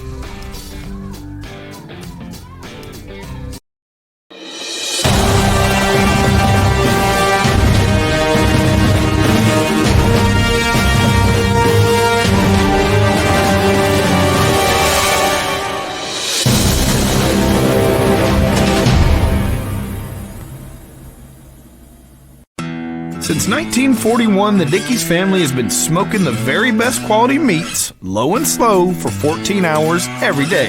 It's how Mr. Dickey did it, and it's how we still do it in every Dickey's restaurant across America. Lunchtime, dinner time, anytime. Eat in, pick up, or heck, we'll even deliver to you. There is no shortcut to what we do. Come in and see us or visit Dickeys.com. Legit Texas barbecue.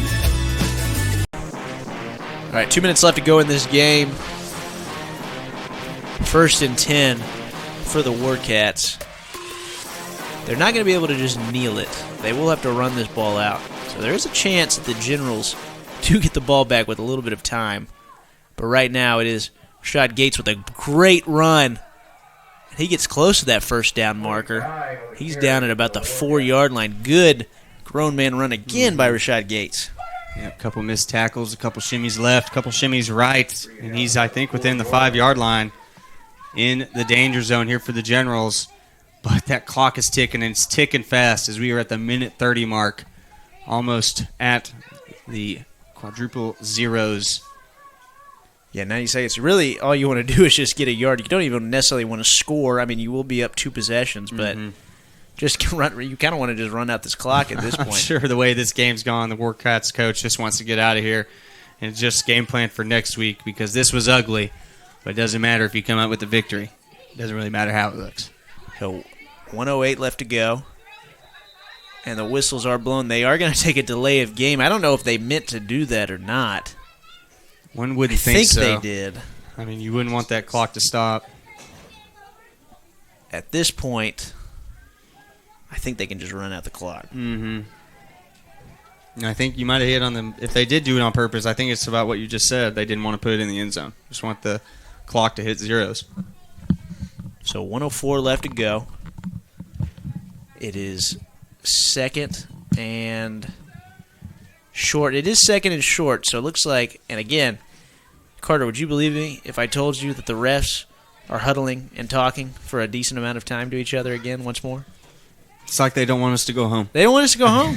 That's okay, because I'm having a good time watching football. CMFL action. It's been a good opening day, but I will say next week, a little less zebra action. Maybe. You know what I Hopefully. mean? Would be nice. Everybody's getting their reps in. But you see a foul, you got to call a foul. You got to do your job. Or a flag. You see a flag, you got to throw it. So you can't fault them for doing their job. And so our wonderful producer once again is saying unsportsmanlike conduct called on the defense, on the Generals. And they put him back where they were. So everybody's back to where they were. And with 1:04 left to go, there's a handoff to 29. And handoff. He walks it into the end zone. It's 12-0 Warcats. Gates once again. Touchdown Warcats. 50 seconds left to go in this game. And it is 12-0 now after that giant TD to seal the game for the Warcats. They're going to go for 2 here. It's Ramsey.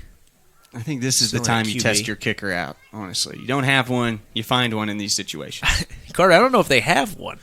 Shoot, my coach put me in to try and kick one time. I had no idea what I was doing. Almost pulled my hamstring doing it. Oh, he man. Just said, go sit down, Carter. You're good. I'm glad you're okay. That's all now. it takes, just one try. I don't know if I'm okay, but. And so they do hand it off to Gates, and he barrels his way close to that, and they're going to stop him. That's a good goal line stand to not allow the 2-point conversion. So the Generals do have a positive note to end this game. But it's going to be 12-0 Warcats. 50 seconds with left. Barely any time left in this game. So you got to think though that the Generals are going to try as best they can to score this next possession. So while we wait for that, we are going to take one more break. And we'll be right back. 12-0 Warcats over the Generals. 50 seconds left to go in this game.